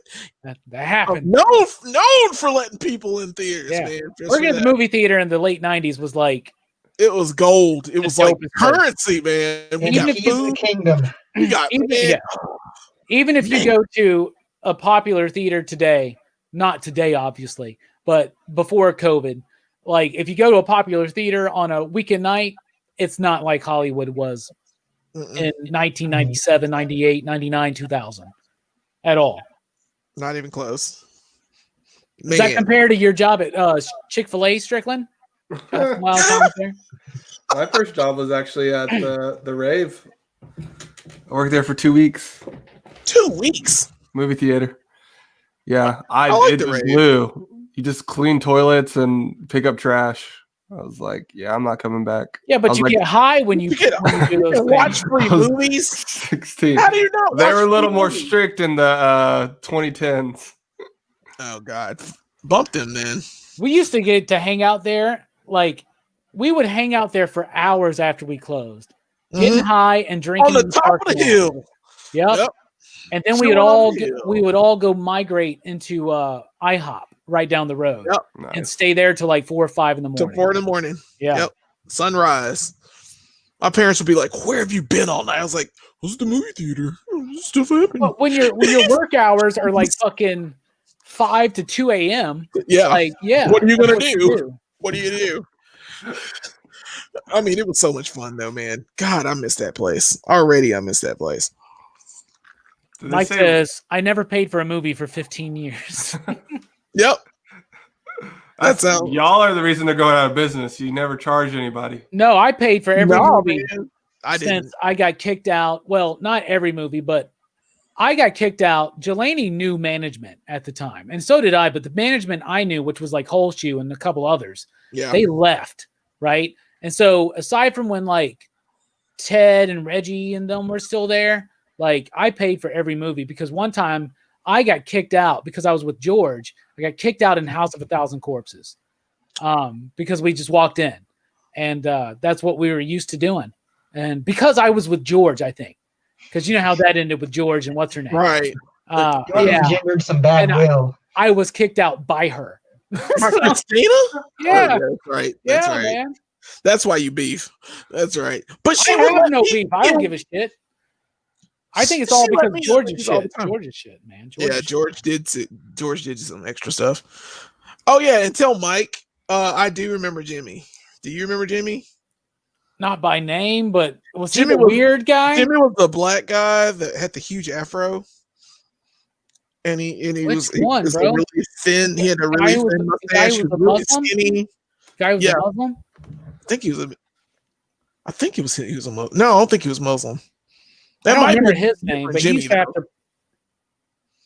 I don't know. I remember Marquis. I remember Cortez. Yeah, me too. I remember the twins.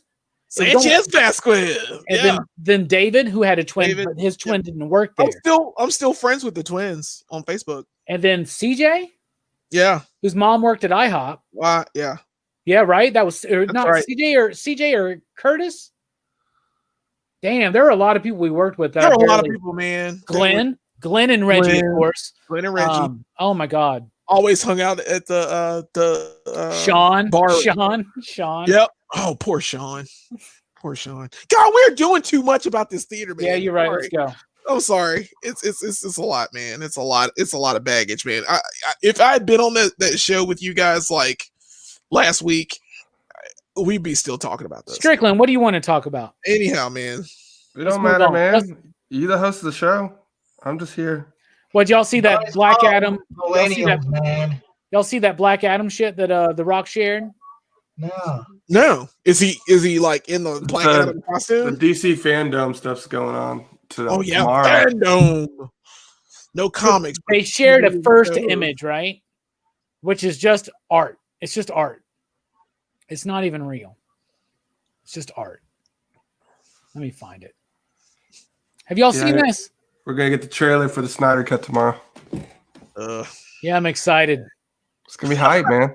How are you going to be excited for that? Bro, you know how trash that movie was. Because I feel like we're finally getting... It's going to be a whole different Justice League. It's right. One with some slight differences, probably. It's going to be trash. Y'all get too excited for garbage. See, and that's another thing. Why does Ben Affleck always get movies with a revisionist history? Yet another movie. Dude, I don't care. I'm just going to say this. I feel like we're finally getting the Justice League movie. I feel like we never even got it. Do you get what I'm saying? That was not the Justice League movie we were fucking going. That was really disappointing, yeah. Yeah. This is the first look from the Instagram of The Rock right there. You see it? That looks good. He's doing a trailer? Bruh. Is he making his own trailer? I just feel like why does he make his own trailer? Him being casted as Black Adam was like 10 years ago, it feels like, doesn't it? Yeah, it was. It was like one of the first things they announced. And they were like, yeah, he's going to be Black Adam. And then nothing happened. And the Shazam movie comes. It's like Black Adam's costume. Okay, there he is. I'm so excited. .org. I mean, yeah, had it come out when he said it was going to come out, I'd be more excited. I'd be more excited if he was the villain in Shazam too. Yeah, he should have been. Yeah. Is he not in that either? No. Yeah. What the hell? Of course not. He's not in that. Because Shazam didn't do well, even though it was Shazam did well. They're doing a sequel. Did a 5-movie deal, and he's not even been in one in 10 years. Nope. You'd expect him to be in it. Shazam is involved. So, Black Adam coming out in 2035. Yep. And we'll finally get it, and he'll be all like in a walker, just walking past. Finally abandoned us. Yeah, I knew he would. Let's keep talking shit about the drift. Screw that guy. Screw that freaking guy. He went to the Iron Maiden. Mm-hmm. But yeah, man, I don't know. I mean, I want DC films to do better, and they're trying. Shazam did well. Aquaman did well. Although on the rewatch of Aquaman, I'm just like, it is a big exposition dump. Wonder Woman hopefully will be good. Eventually, we'll be able to see that. Just like I like the first one. Yeah, the first one's good. It's redeemable, but like Batman v Superman's trash. You gotta watch the Snyder Cut. That movie, yeah. Don't you have to watch the Snyder Cut to like it? See, and then that ruins Man of Steel, because Man of Steel to me was like, it's decent, super killer, whatever. Still Superman, sort of. But then they ruin it with Batman v Superman, and then they totally botch it with Justice League, because they wanted all the Marvel money, like right. Yeah, then. I think everyone gotta. Let's trying to get on that train. They're just kind of like, let's do 5 franchise movies, and it's like, just do your own thing. That's my whole thing. Me a story. That's my thing with the Flash. Is like, Flash is one of my favorite DC characters, and it's like, you don't have to do Flashpoint. You know, that's like one of the most known stories, but like there's a million. There are millions of And he's got stories. such an awesome Rose Gallery. You don't have to rely on Flashpoint, you know? So I hope it does well, though. I really do. Yeah. They'll introduce Green Lantern in the next movie and then immediately hint at Blackest Night. Right. Let's do it now. Split everybody up and give everybody rings. Who cares? And I'm like, oh, DC, try it. Just tell me a story. Tell me a beginning, a middle, and the end. Just like Marvel did. Marvel did a great job of it. It's not that hard to do.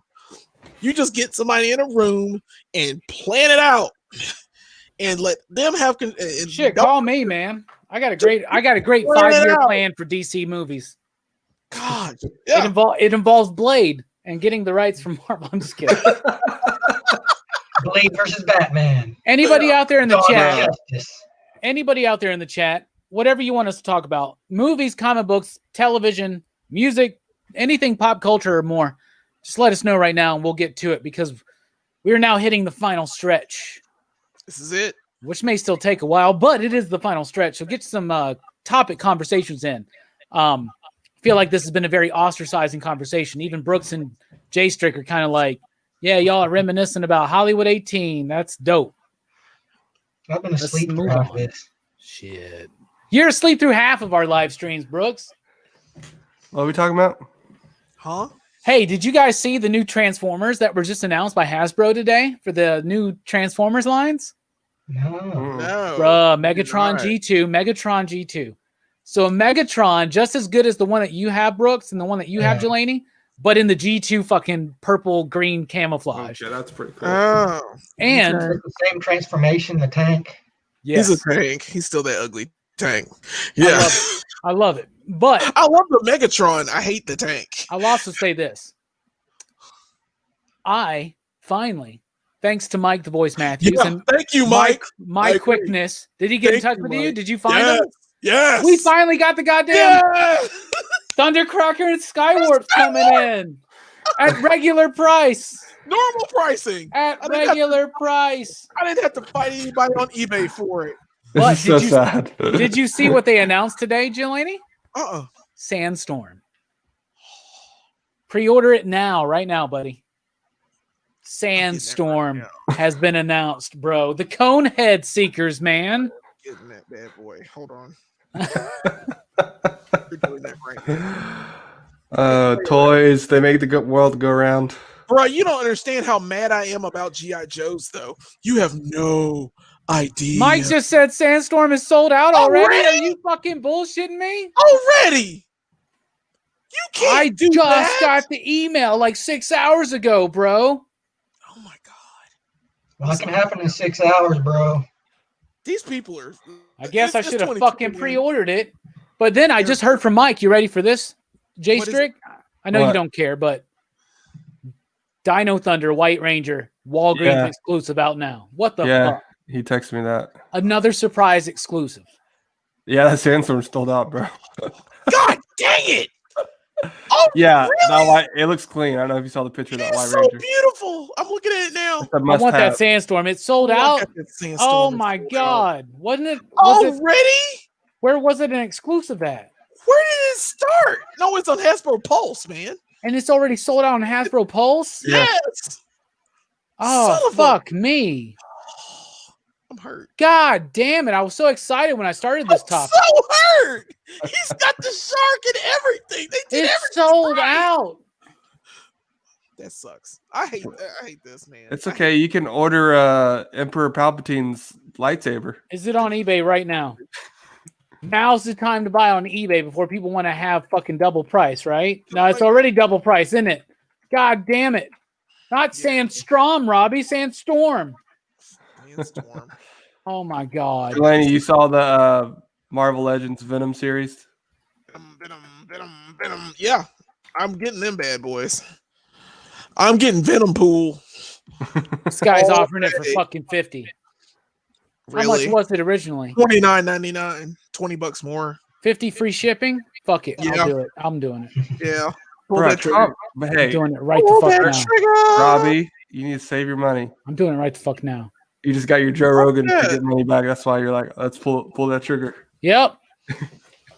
I'm getting that bad boy right now. Where is he on eBay? No, Robbie. I just got it said 10 available, man. Where is it? I just type in Sandstorm I feel fucking like Hasbro. this is like the equivalent of a crackhead. Oh my God. Literally, they're on a live stream. They're like, I gotta get this car, man. Oh, there it is. Oh, there it is. Mike said he got it. Wait, you bought the $50 one? Yeah, why? What's up? Mike said he found a $30 one. Where? I don't Where, care. Mike? I already got it. Link, Mike, link. I already bought it. Link, It's done. Mike. It's done. It said you should get it by October 17th.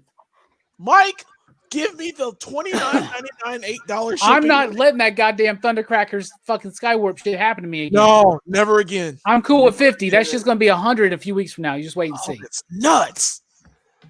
Oh, it's freaking nuts. That was definitely impulse buy. All right. Yep, you saw it live. The sickness. The sickness is real. Wait, he really found one for fucking $30? Wait, not And he that. said, was no, the that price. was the price. Yeah. Yeah, I know that. If Oh, I paid okay. $12 more, I'm happy. Okay, I'm getting it. It's getting done. Got it. It's done. I already got it. Bam. Buy it now. Took care of that bullshit live on YouTube. That's how you do it. Who is this guy? Is he legit?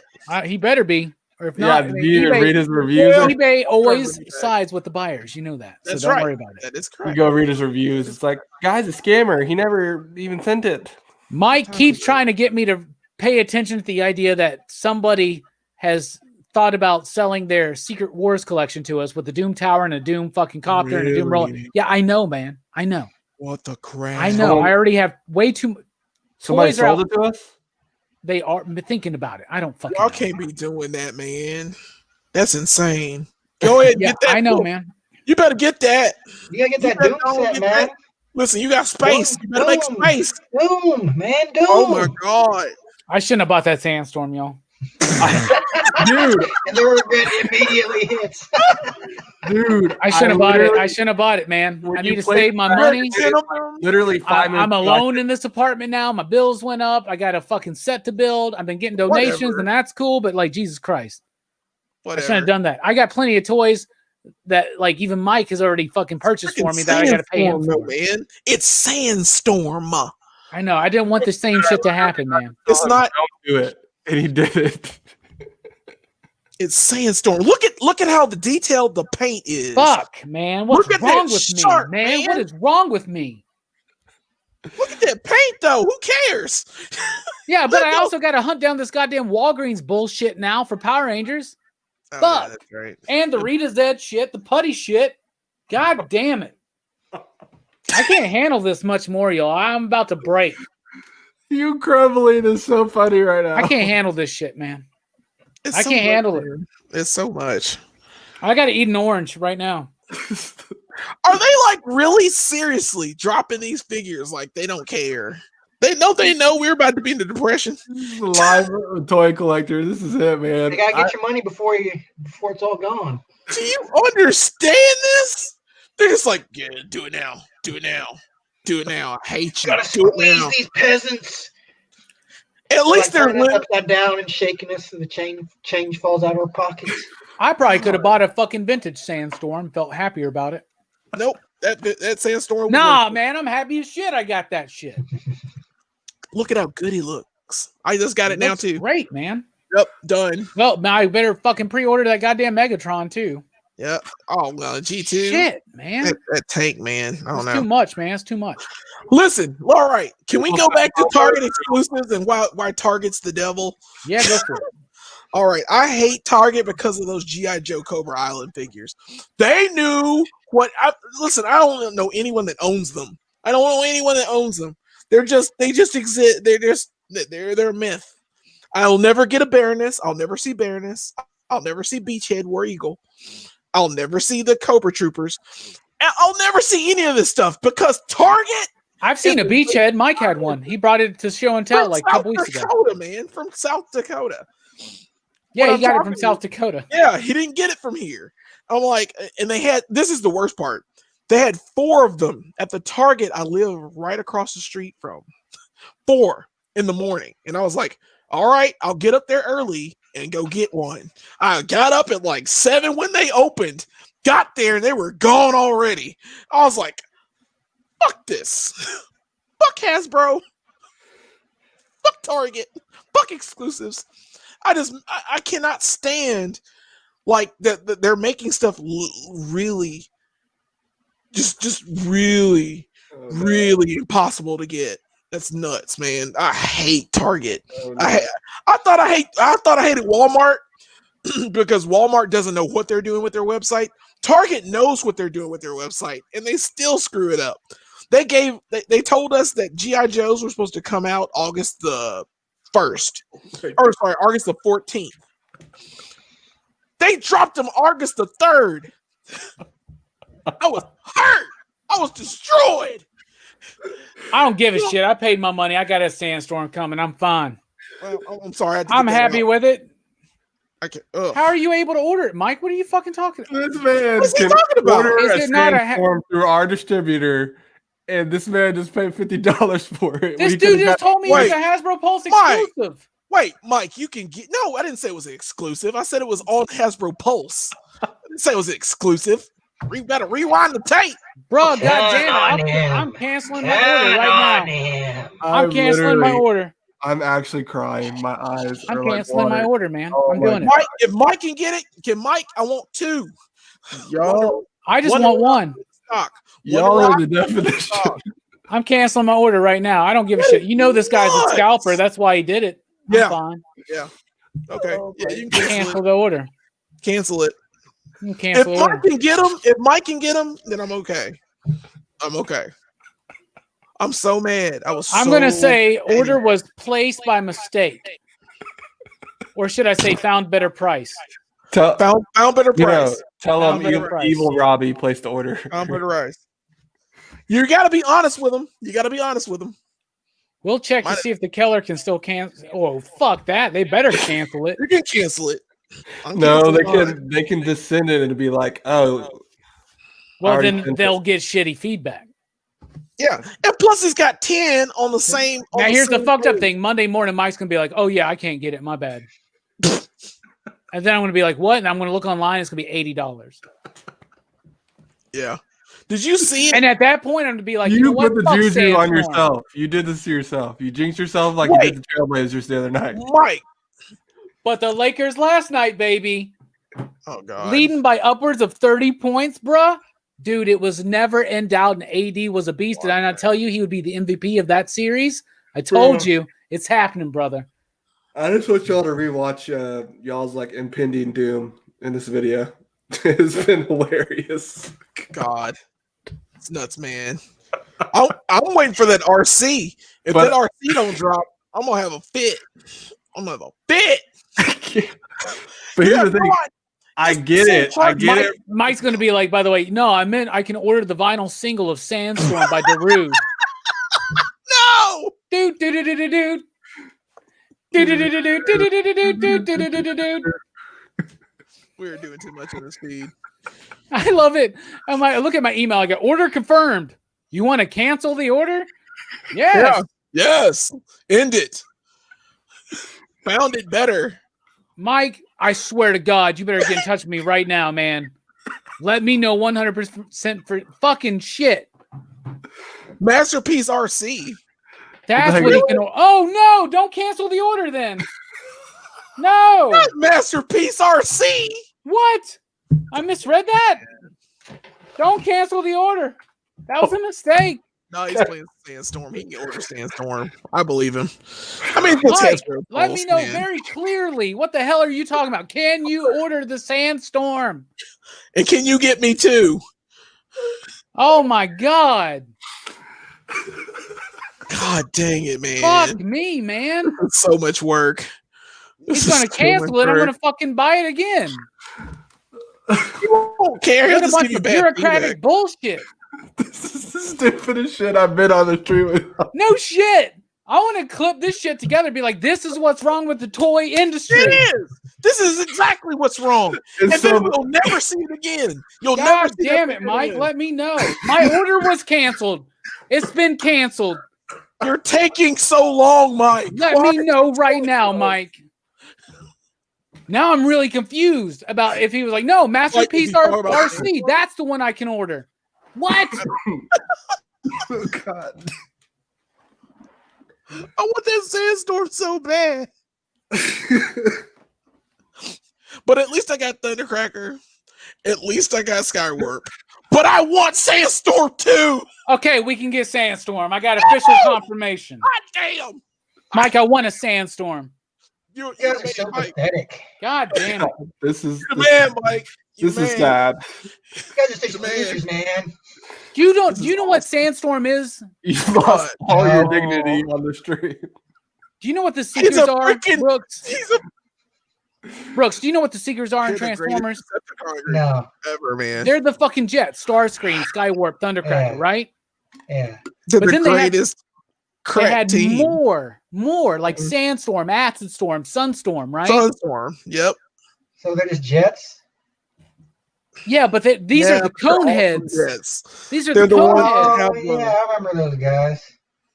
I will and they show you a come picture of this shit, They man. come with the bent wings. Like Mike, if see you can get the Starscream. Mike, if you can get the GT, if you just Google Sandstorm, you get the Darude song. I love it. Dude, dude, dude, dude, dude.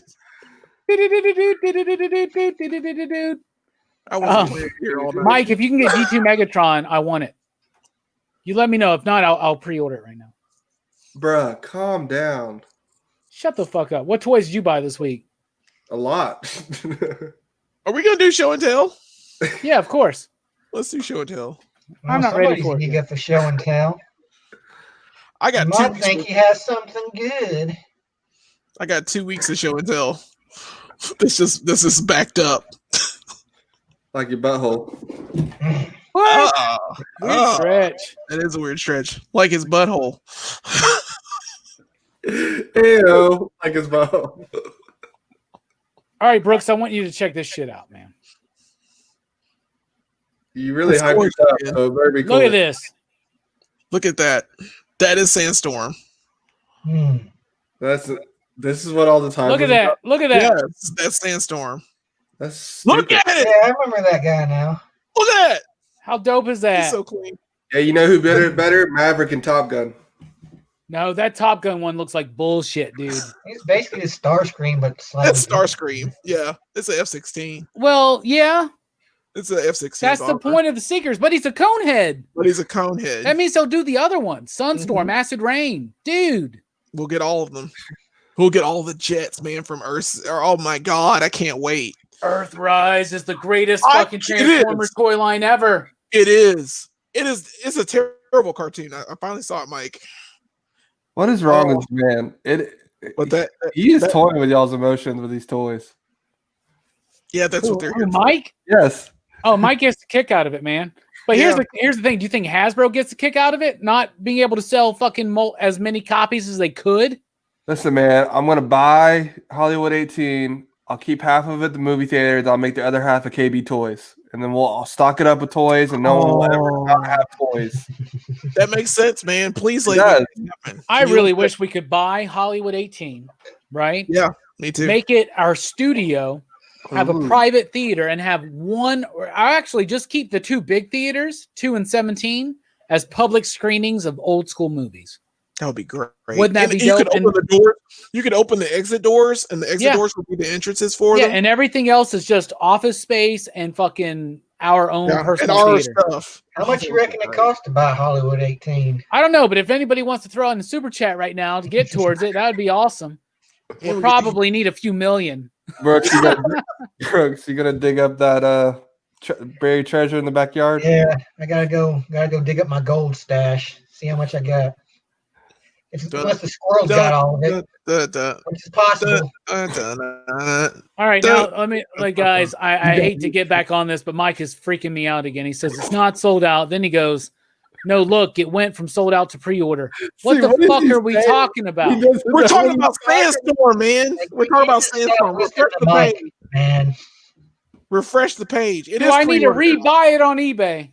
That's all I want to know. No, I think you can get it. He Okay, can get anyway.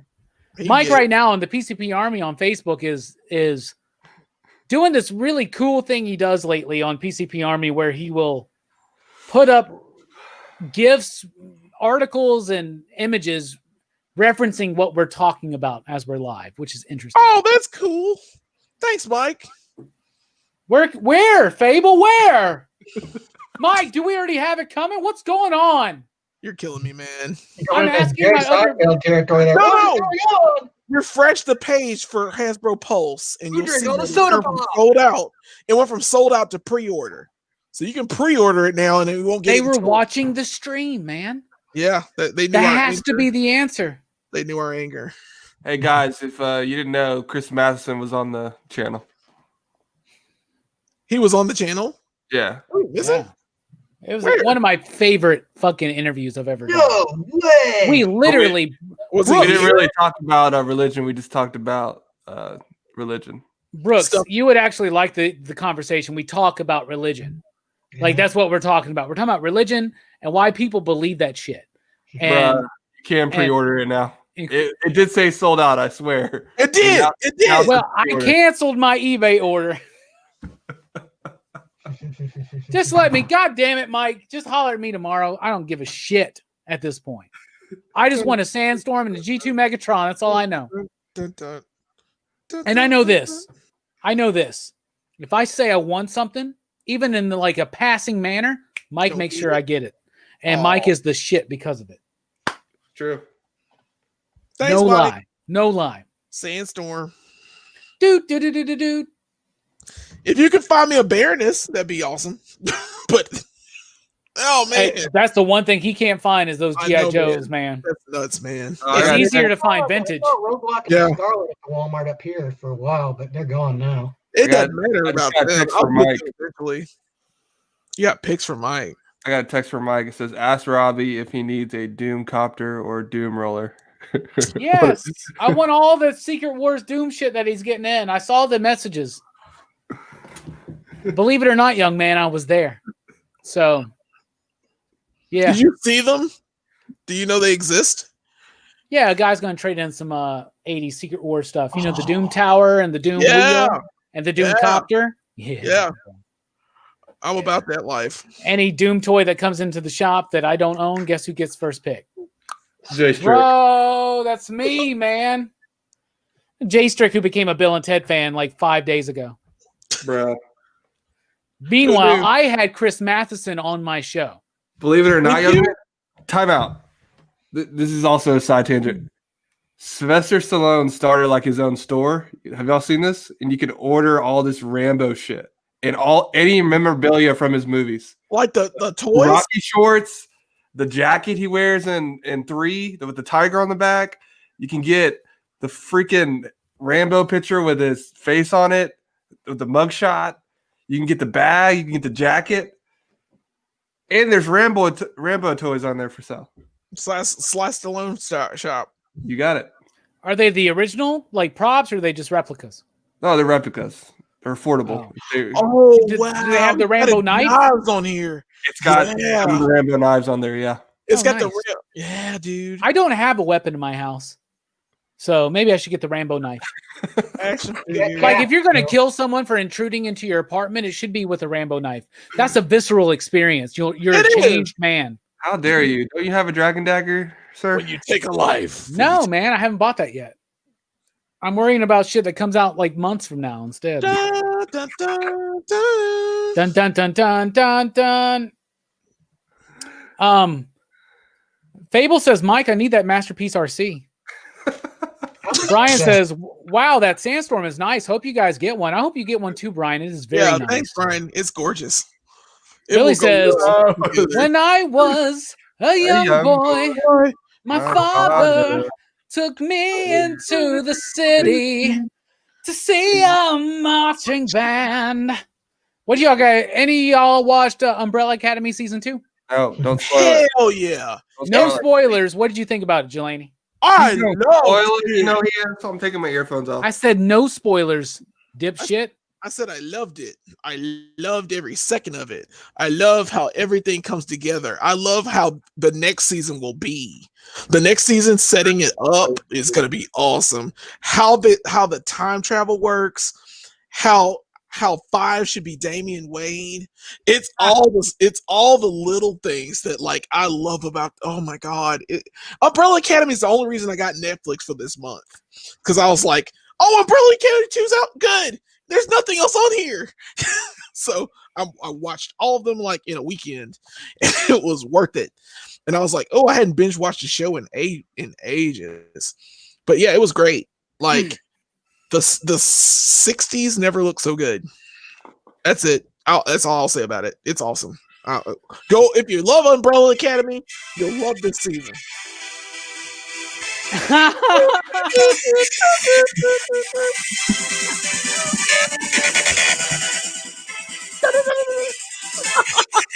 Can we play that? What's the name of the song or the album? Both.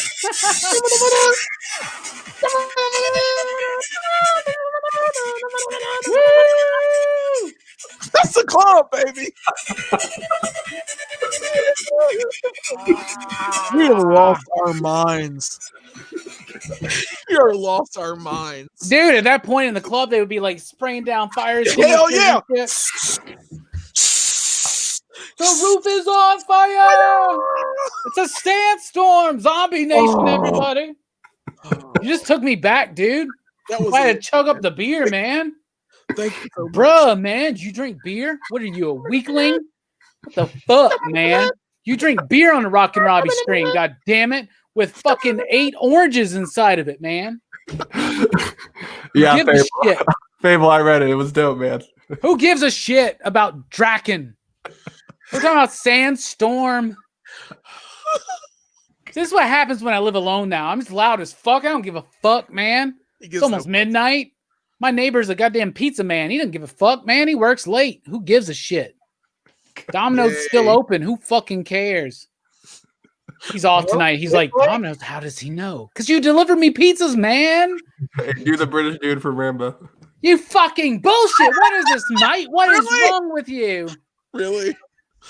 They don't have Domino's in Burma. It's fucking Bama. The fucking general's as junky as the rest of us. I love how this whole thing with Strickland getting hardcore back into PCP because he was like, we led him to Rambo, y'all. We changed Strickland's life. And Rambo. we're going to turn him off in Horror Fest. Yep, because it's going to be ugly, man. You about to watch some films. If you haven't watched these, some of these going to change your life. Actually, let's be honest, though. The Horror Fest films are relatively calm. I was about to say, they're not subtle, but Phantasm, man. Phantasm is just... Phantasm is very cerebral at times. It's difficult to understand, to be honest with you, okay? It's kind of weird. It's just... Hickman-esque. Gotcha. Yeah. That's why we're watching all of them. Mm-hmm. Has anyone watched this Lovecraft Country show that's supposed to be on? Yeah. No, I haven't watched the first episode yet. It's awesome, man. Yeah. I have Sounds interesting. I seen like trailers for it look pretty interesting. It's pretty good. It's only in the first episode. The first episode came out last weekend. I'm going to watch that tomorrow, I think, because I'm off work, so I think I might watch it tomorrow. Yeah, it's pretty good. I watched Excellent Adventure today, and I watched there's a new Angry Video Game Nerd episode I need to watch. Yeah, I watched today? What was Mission Impossible. Yeah, Mission Impossible. Yeah. He's doing it like. Oh, so Brooks, by the way, completely botched my schedule, man. I can't do NES night on Thursday. I gotta stream. I got the best comic books of the month stream is gonna be Thursday night, everybody. Me, Bueller, Bob, and Dylan. So talking about the best comic books of the month, and I'll try to get Jim on there. We'll see if he's available. Oh, you just canceled on your friend for over. I already had that live stream for some. I already had that planned. This live stream is and then I got a lot of streams to do because David Pepose is going to be on the stream the week after that. The Monday before that, we got Zach from Comics Bookcase on because his Kickstarter is about to go off. So yeah, we're back to Rockin' Robbie live with y'all. So I hope you're ready. And I want to do some Rockin' Robbie lives with you guys. Would y'all be down with that? Just like me? Yeah, like either of y'all would be just me and you for like 2 to 3 hours just bullshitting? Yeah. Joe Rogan style? That'd be nice. Yeah. We got to do the Three Jokers one too. Yeah. Also, Sunday night is a Teen Dog Shades night. So get your shades on, y'all. Get your shades on. David Hatch is out. He says, I guess that's what this means. He says, I got a log. It's a weird stretch, bro. He has to take a dump or something. Yeah. Or he's like, I got a log. Like he's the log lady from Twin Peaks. It's like the log from Ren and Stimpy. Log man. Yeah, it's It's good. Log. It's brown, it's powerful, it's wood. I remember that shit. You loves a log. Everyone loves a log. Everybody get a log. All right, let's do show and tell. Julie's gonna take 30 minutes with it because he's got like 3 weeks worth of toys. All right, Jay Strick, if you want to leave, you're more than welcome to, but you're not the host of the show. It's me. Comics Misexplained. Young man, I have a sandstorm coming on the way. He says Pepose is a great dude. He super is. Going to do D&D on Thursday night. Weird stretch. And we got people already putting on their shades for Sunday night, y'all. That's right. I figured SummerSlam is Sunday night, so we'll get. Oh, it is SummerSlam. We'll get the real dogs in Sunday night for a Rockin' Robbie live with the Teen Dog shades. Nice.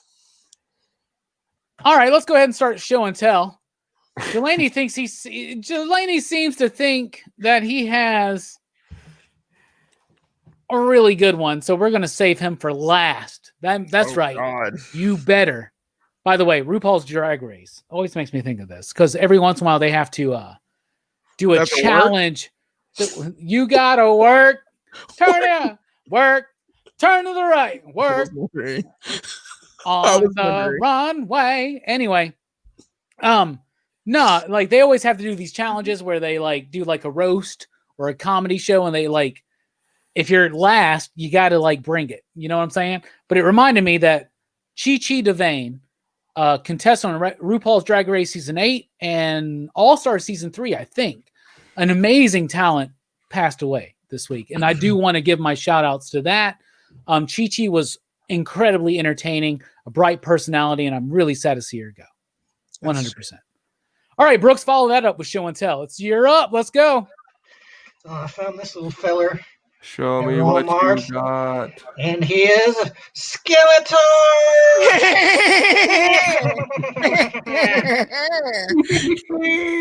Hordak sucks! I love Hordak. Yeah, I just kind of stumbled on this guy. I just found him at Walmart randomly. He's like one of these new superposable kind of, but like retro style, but with like a lot more points of articulation. Yeah. Brooks, like I got to be honest with you. I got to be honest with you, Brooks. Mike showed me an entire set of those, and the Tila looks amazing. Yeah. I looked at that Skeletor, and I was like, that mouth? Oh my God, I hate it. Like he's got the old school face, like the fucking scariest shit Skeletor face. Close your mouth. Close your mouth. After doing the Super Sevens, man, and now focused on the vintage, I was like, nah, I'm not interested. I can't do the origins. I can't do it. But you know that Panther is coming, bro. You got to get it. Yeah, I got to get that, man. You know when that's supposed to come out? They got a blocked one. No, they just announced it, but it's bro, gorgeous. I gotta get a Panther for this guy, though, man. You got to bring that over when we do an NES night, man. Yeah. I think the release date for that Panther is on TikTok. So. Oh, I never know then. Yeah. Of course. I'll never see it. Never see it. What's a TikTok? And since I did my new toy now, here's my old toy. Nice! Oh!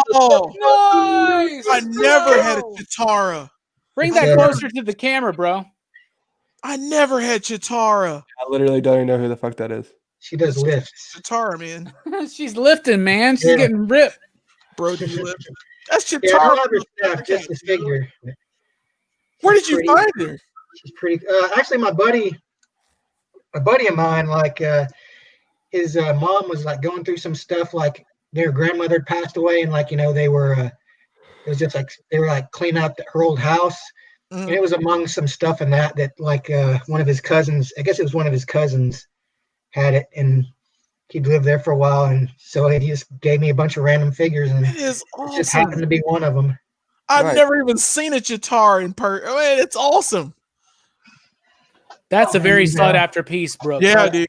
I want you to know that. That's a very sought after piece. I have never seen Chitara. It's a very Oh, sought after piece. that's awesome, dude. Yeah, I'm he very wish I had the impressed. staff though. It's a very sought after piece. Not necessary, really. Chris Matheson Maybe was there's on some the dumbbells, show also. I don't know if you Yeah. knew. Have her lifting for real. That's awesome. Yeah, I Gotta gotta find stack that. some plate, bro. Well done. It was hard to make female figures. They just decided one day, guys won't buy these figures. I'm like, I totally wanted Chitara. Billy, I got got all- something for you, man. What? Was that it, Brooks? No, I got a couple more things. Like, Hell yeah, we're going all out for show and tell tonight. Oh, we're going Yeah. in. Okay. well, Robbie might know these because he gave them to me. Like, I got my Star NES, Super NES collection back up with Super Castlevania 4. Hell yeah. Nice. And Well done. my personal fave, A Link to the Past. Oh, Oh! great game. Well done. And I know dude. this wasn't mine because it doesn't have the sticker on the back that has my name on it. The sticker that would be like this. Oh wow. Wherever they came from, they're yours now, homie. Yeah, it's nice to have it back, man. Like that was one of my favorite games. I hope you don't bring up the Batter Skull anymore. Yeah, I'll let that slide now. And last thing else, got my new book, Superman. Nice. Nice. It's Very nice. pretty cool. First appearance of Darkseid in there, but dude, I hate the Newsboy Legion. I hate them. They're so annoying. I hate the Newsboy Legion. It's like, why can't it just be about Superman? And Jimmy Olsen, I guess. These newsboys. They gotta put newsboys in there, man. Oh. Gotta cause the conflicts. Well, just so you know, if it wasn't the Newsboy Legion, like he wouldn't have done Jimmy Olsen. Just so you know, that was the Kirby shit. Is Yeah, very I kind of figured it was. But Yeah. Wait. I'm not a fan of the Kirby Newsboy. created the Newsboy Legion at DC in the 50s. So Yeah, New- because like they meet want the to older add 'em. version. Like the version in this book is like the sons of the original ones. yes. And they meet like their cloned fathers in this weird experiment place. The And they Newsboys. clone this guy named the Guardian. It brings us Cadmus. That's introduces that's Cadmus Cadmus. to the DC. And the Guardian. Oh, nice, Right. nice Venom stuff, by the way, there, buddy. And Cadmus program had Doomsday locked up. They're the ones that Thank you, Strickland. yeah. You got more books? This book is weird though, man. But I love it. It's like that. One thing that does bother me though is like I remember you telling me that Superman doesn't look like Jack Kirby's Superman because they changed his face or something. Yeah, they had a different artist do every face for Superman and Jimmy Olsen in that series to keep with the house style. Yeah, it's like I don't like that because I like it that. doesn't look like he belongs in this Kirby style. Does story. it have? You notice does it have the extras that the omnibus has, where it shows some of the original pages with Jimmy Olsen and Superman by Yeah. Jack Kirby? Yeah. Doesn't it look better? Yeah, because he looks like Jack Kirby's Superman. Yeah, it does. Yeah. Way Somebody different. did Superman like superimposed. It's like this is worse than the Justice League upper lip controversy, man. The original. God, that was upper pretty lip. bad. Yeah. This is the real thing. Yeah. Oh, I said like- the real Mystique. I like how all of the DC Jack Kirby collections they've done lately will glow in a black light. That's my favorite thing Yeah. yeah. because they're all that neon color. Yeah. Yeah, super Can't wait for cool. the Forever People.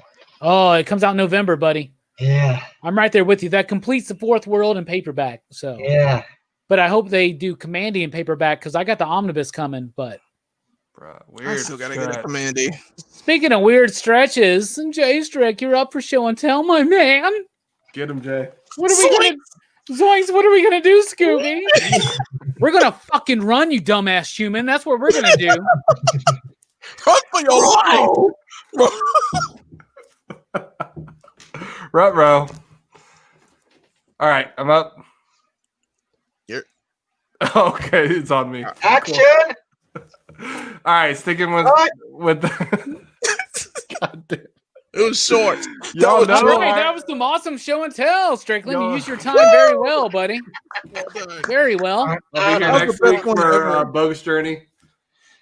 God. Go ahead, goddammit. Come on. All right, sticking with tonight's theme of Bill and Ted, I have Bill and Ted Save the Universe comic book. Nice. Great. No, no, no, That no. was cool, Boom man. Nice art. Studios. Most triumphant, bro.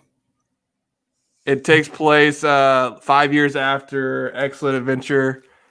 The girls are throwing them a party. Then these aliens show up and are like, dudes, you have to save the universe and go on a 10-year world tour in the universe. And it's pretty funny. Do That's they know cool. how to play their instruments at that point? Yeah, they do. Ah. Cool. I got Well, they learn how to play their instruments at the end of Bogus And Bogus Journey. Journey. Yeah, Very bad. I suppose it is. Yeah. The Voice hooked up me and Robbie. Nah. What? There's a Rita? I want that. How did you Yeah. do that? It was GameStop exclusive, What? right?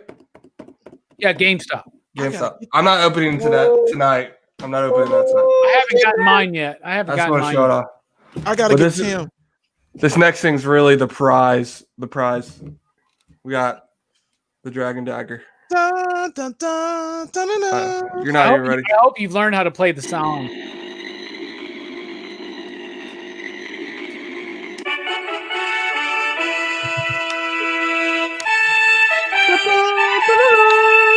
It'd be funny if like the door just popped up and destroyed Here we Strickland's go. house. You can switch the setting to try and play the Dragon Zord summoning thing, but I have not. I can't.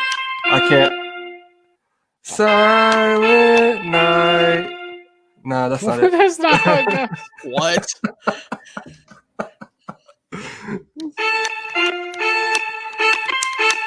Yeah, I'm still practicing that part, I guess. Yeah, just work that out a little bit, buddy. Wow.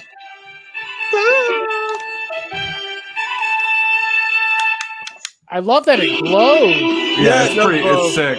Yeah. I like that, man. Go, Power Rangers. It's loud as fuck, dude. Yeah, Yeah, it it is. is. It is. I bet parents love that. What kind of batteries does that thing take? Double A, sir. Double You can get them A. at your local grocery store. Really? Yeah. When Oh, you're there, word. pick up a soda pop for old J Strick. Is that what you got? Yeah, that's it, man. All right. Golly. A-hole. Hey, Well- that's a solid stash, bro. Thank you. Yeah. Very cool. It was really dope. That's really nice. I got a piece, so Joker video. We'll be right back.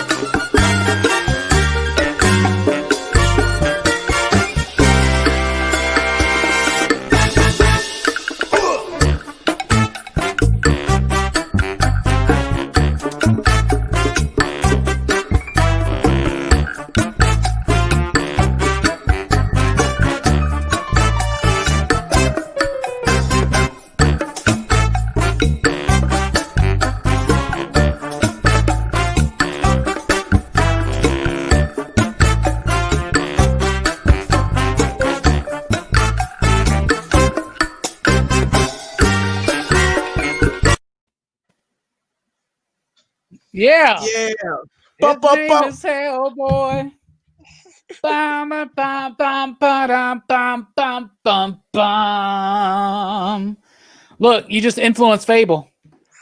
Hell yeah, brother. Get your So I got fucking that, hands in the air. Get your fucking hands in the air. Transformers. There's a transformer. Hey guys, I think I found a transformer. All right. Rockin' Robbie, I'm up for show and tell. What do we got? Show me what you got. First of all, Horrorfest is coming up. You guys excited? I am. We're like 2 weeks away.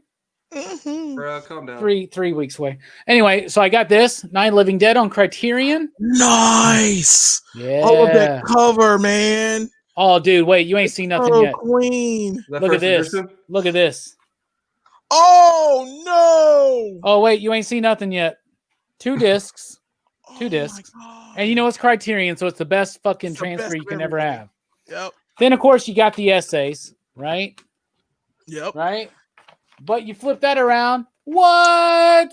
Oh. Bruh. Is that Hellboy? Oh. His name is Hellboy. Oh. Now, Night of the Living Dead on Criterion. Of course, this movie deserves to be on Criterion. Yes, it does. Like Jelani said, it's a great Sure. fucking cover. Looks That's beautiful. Super excited. Tons of features. Look at that. Oh, Criterion Look fun. at Bro, I all need that. to borrow those. Yeah, man. Oh, yeah, you don't have any of them, right? Nah. All right, next up. Let's go with a pop. Got this one this week. Nice. Johnny Human Storm, Torch. Human Torch, but it's the specialty Funko series, It glows right? in the dark.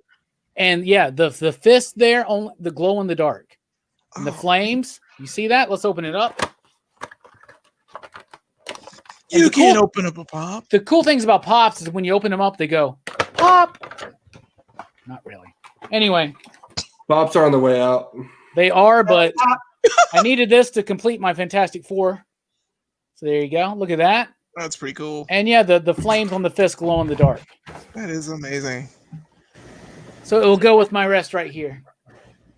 Let's just put them up there.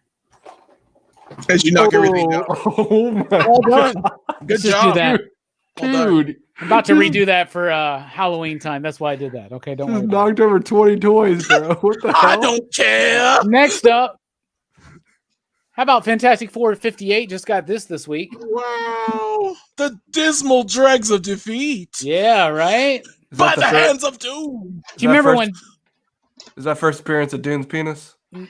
No, Oh, okay. that's Doom Damned #1 from Okay. Marvel Black Label. Okay. And no, this is one of the first pieces of the story that leads to Doom stealing the Silver Surfer's power. Oh, cool. Yeah, look at old Wyatt Wingfoot there. Yeah. Hell yeah, you know it. All right, speaking of weird stretches, you remember the other a few days ago when I was like, I have the Wild Force Megazord. yeah. You remember that? Yeah. Yeah, there it is. Oh, wow. Oh, that's actually really fucking sharp. Yeah, You this found is it in actually boxes. this is the special edition, so it's all die cast still. This was like one of the last years where they did this. They don't come apart though. Yeah, it comes apart. Yeah, it comes 100%. apart. It's a Yeah, it bull. looks good. It's a lion. It's a white tiger, but it's for the Pink Ranger. There's the blue shark, and then there's the yellow bird, which is the wings right here, and it's kind of folded in. Okay. But I yeah, it all kinda comes want that apart. See, now. there's the back of the lion. Yeah, dude, Yeah, I think I have more Megazords than I think you realize. But Yeah, yeah, he has them in boxes that are now Wild free. Force. They're Wild Force. free. You need to let them out of their boxes, man. Let them They're free. free. And thank you for the compliments on the Venom spread. I have Yeah. even more Venom stuff, obviously. But I have one more thing for show and tell, and it's my favorite thing I got this week. And it's something I've wanted since I was a child. I've never owned this. Never, ever in my life have I ever owned this. You ready? Oh yeah. Yes. Yes. Starting freaking Dream Team starting lineup. Yeah, look at that, Oh baby. my God. I've never seen it. So you got Like never ever seen it. That's You amazing. got Michael Jordan, David Robinson, Charles Barkley, Scottie Pippen, Larry John- Bird, Magic Johnson, Patrick Ewing, Karl Malone, Chris Mullin, and John Stockton. Aw, the entire Dream Team. The one that blew away those college kids from other countries. Yeah. They blew them away. There's that paint I was talking to you about, Strickland. Right oh, there. that kind of sucks. Well, you're gonna Yeah. open it anyways. Yeah, I'm going to open it Yeah, anyway. it's gonna be open. I'm gonna Yeah, open it, but it does really look nice in the box, doesn't it? It though? does. It does. It But does. y'all, this is the best. I think this may be my favorite toy purchase. I don't Like know. ever? I mean, honestly, I got a Castle Grayskull, a Snake Mountain. I I got a was gonna Slime say. Pit. I got a lot of Masters of the Universe stuff. I got a Crash Test Dummies You got the playset. party van. I got the Party You got Van. the party van. I got a lot of really good pieces this year, but this might be my favorite, y'all. I'm not even kidding, man. Really? Yeah, I like that. I wanted this, and then when Last Dance came out, it jumped up to $100. And when Yeah. it jumped back down to what it was, which was like a week ago, I fucking bought it. So it's a little warped, the package, but I'm going to open it anyway.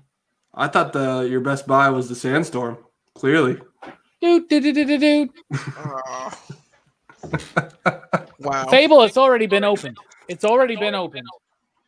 And He's the just- packaging is terrible. So I can open it up. Don't And open it, man. I can put it back You put together. it back in. I can put Don't it. open it, man. Don't do Yeah, it. it's okay. I'm opening it. It looks I'm- like a package you could put I'm never back selling in. that. Whoever is stuck with my shit after I die is going to sell that. I'm not going to sell that.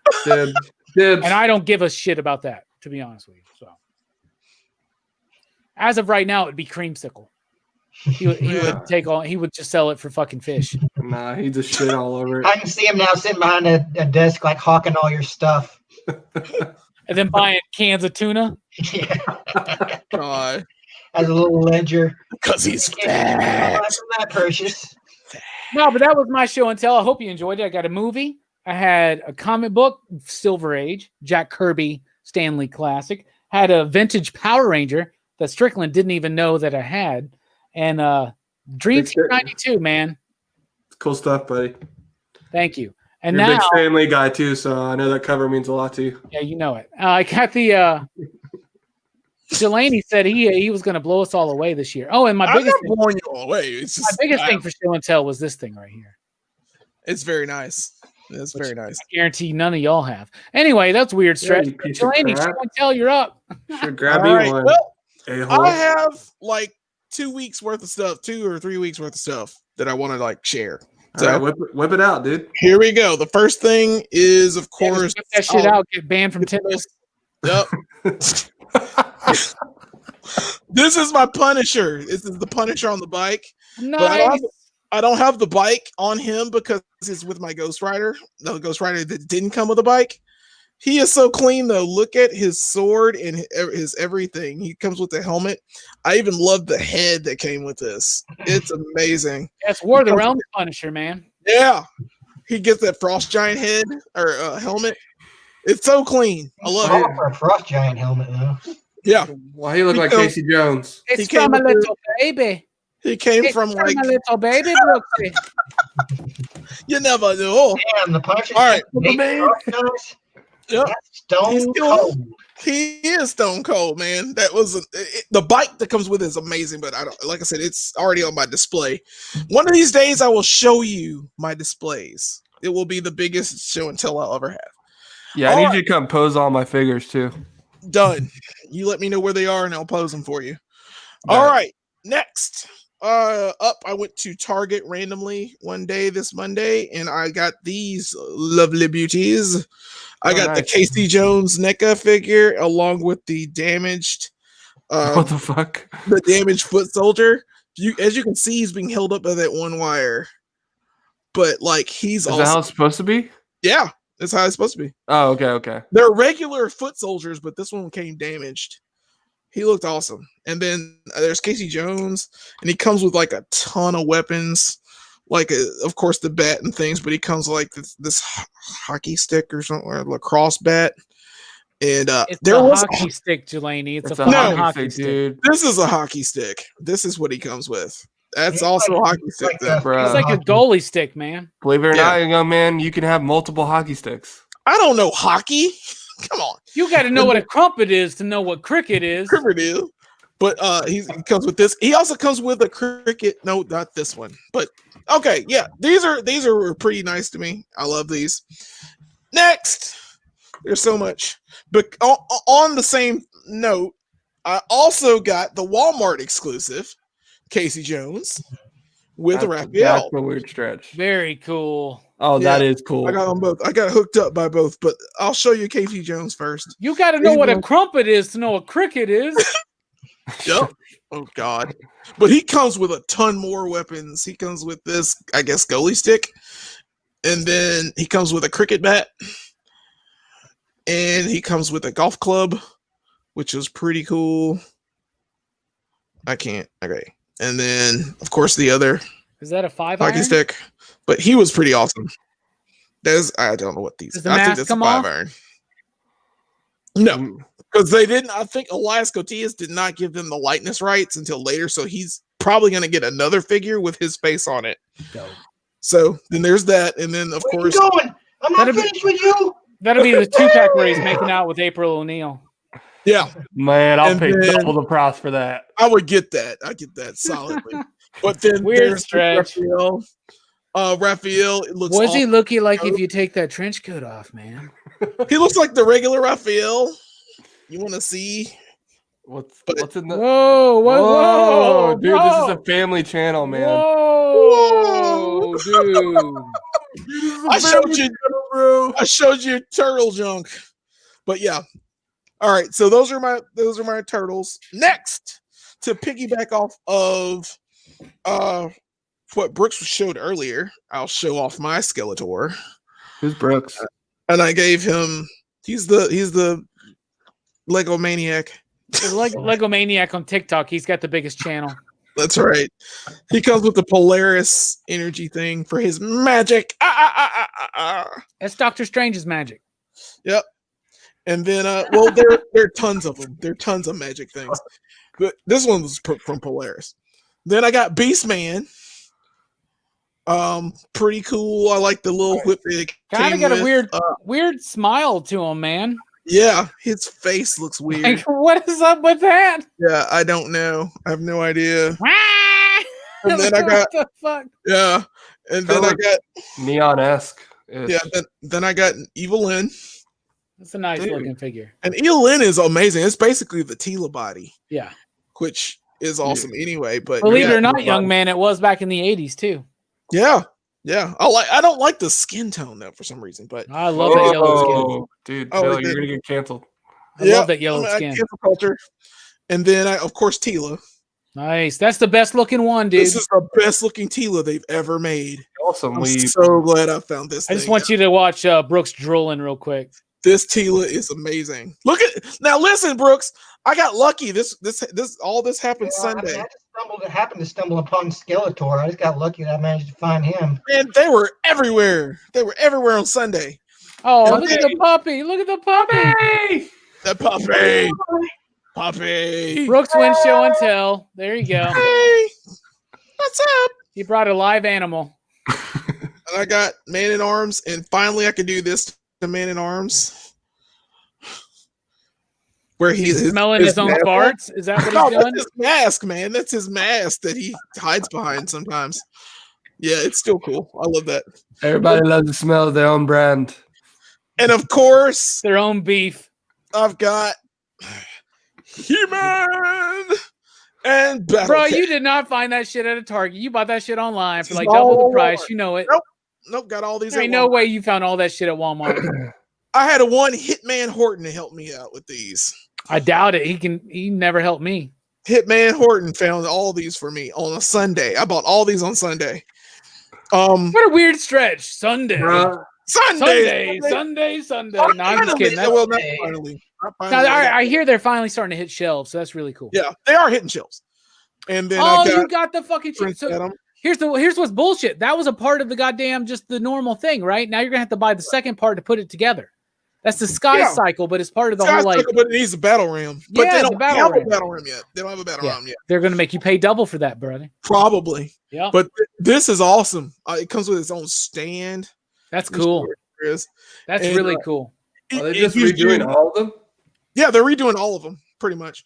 Again, Yeah, again. again, they're redoing all of them again. Another one. Who cares? Who Dude, cares? like they've reprinted the crap out of Power Rangers stuff. And then We got a new dinosaur coming very soon, don't we? I know. Yeah. Then I got my almost near favorite Spider-Man ever. I got the retro Spider-Man. That's a weird stretch on that Spider-Man.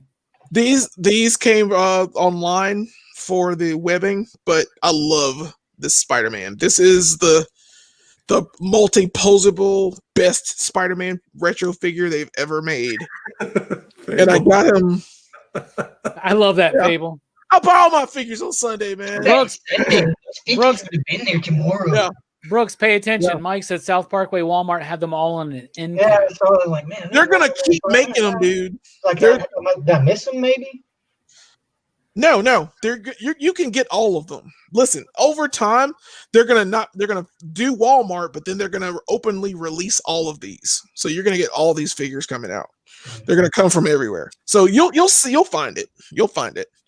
And then I wanted to show up my Star Wars real quick. That was my Luke and Yoda.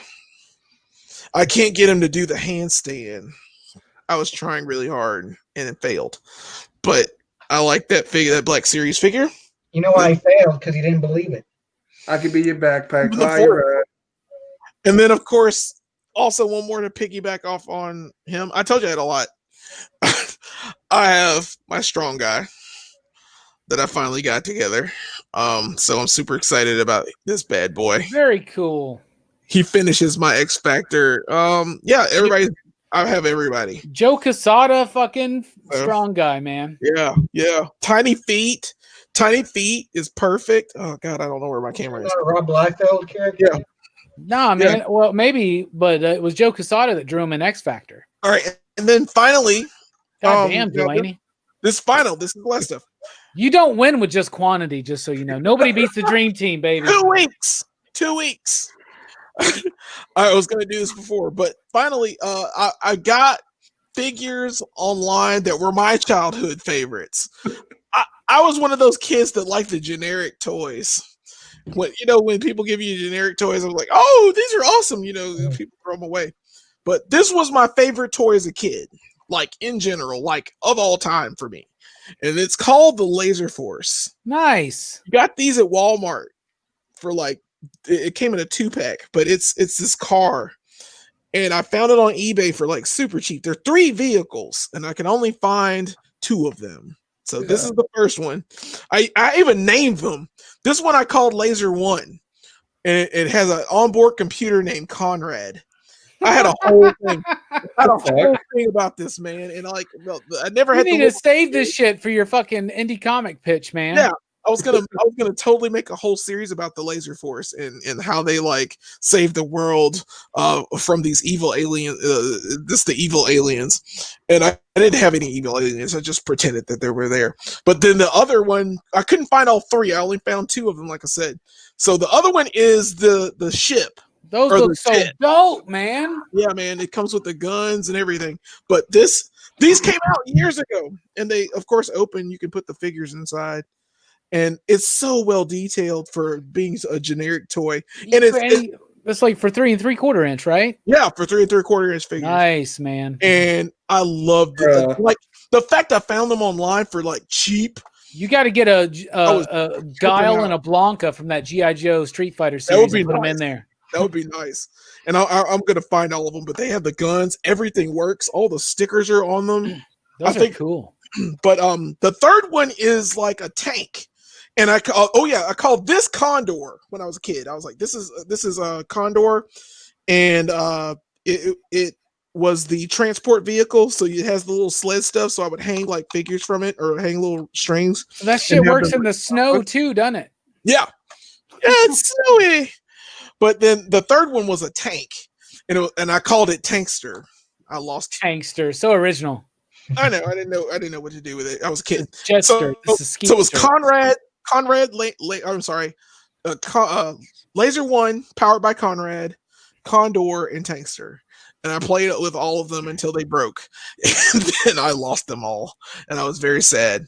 But I finally found 2 of the 3. And I got to find Tankster again. So as soon as one comes back up, which they might be super expensive, but I'll see if I can find it. It's called Unit 788 of the Laser Force. He's super cool, and I'm so glad I found those. I'm crying because my childhood's almost back. That reminds me. Do you remember those SNL skits, Laser Cats? with Andy Samberg, and they're trying to pitch it to Lorne Michaels about this sci-fi world where everybody shoots, like cats shoot lasers out of their eyes. So people walk around carrying cats to shoot each other with lasers. Yeah, I have seen that. Laser Cats. Yeah. Really? I don't remember that. You don't remember Laser Cats? I remember Laser No, Cats. I don't. I didn't watch SNL during that time. Yeah, okay. But I remember Laser Cats though. Yeah, there's like a few of them. They're pretty good. All right, well, we're wrapping up here, so we'll get to final thoughts in a second, but I will say this. I am wearing this every Friday night for the next 2 weeks. Wow. And I was that guy to wear my nice. I was that guy to wear my Wild Stallion shirt when I had Chris Matheson, co-creator of Bill and Ted, here on the channel. Was he here? A few weeks ago. Yeah, it was a great interview. You guys should check it out. It's really good stuff. Really good stuff.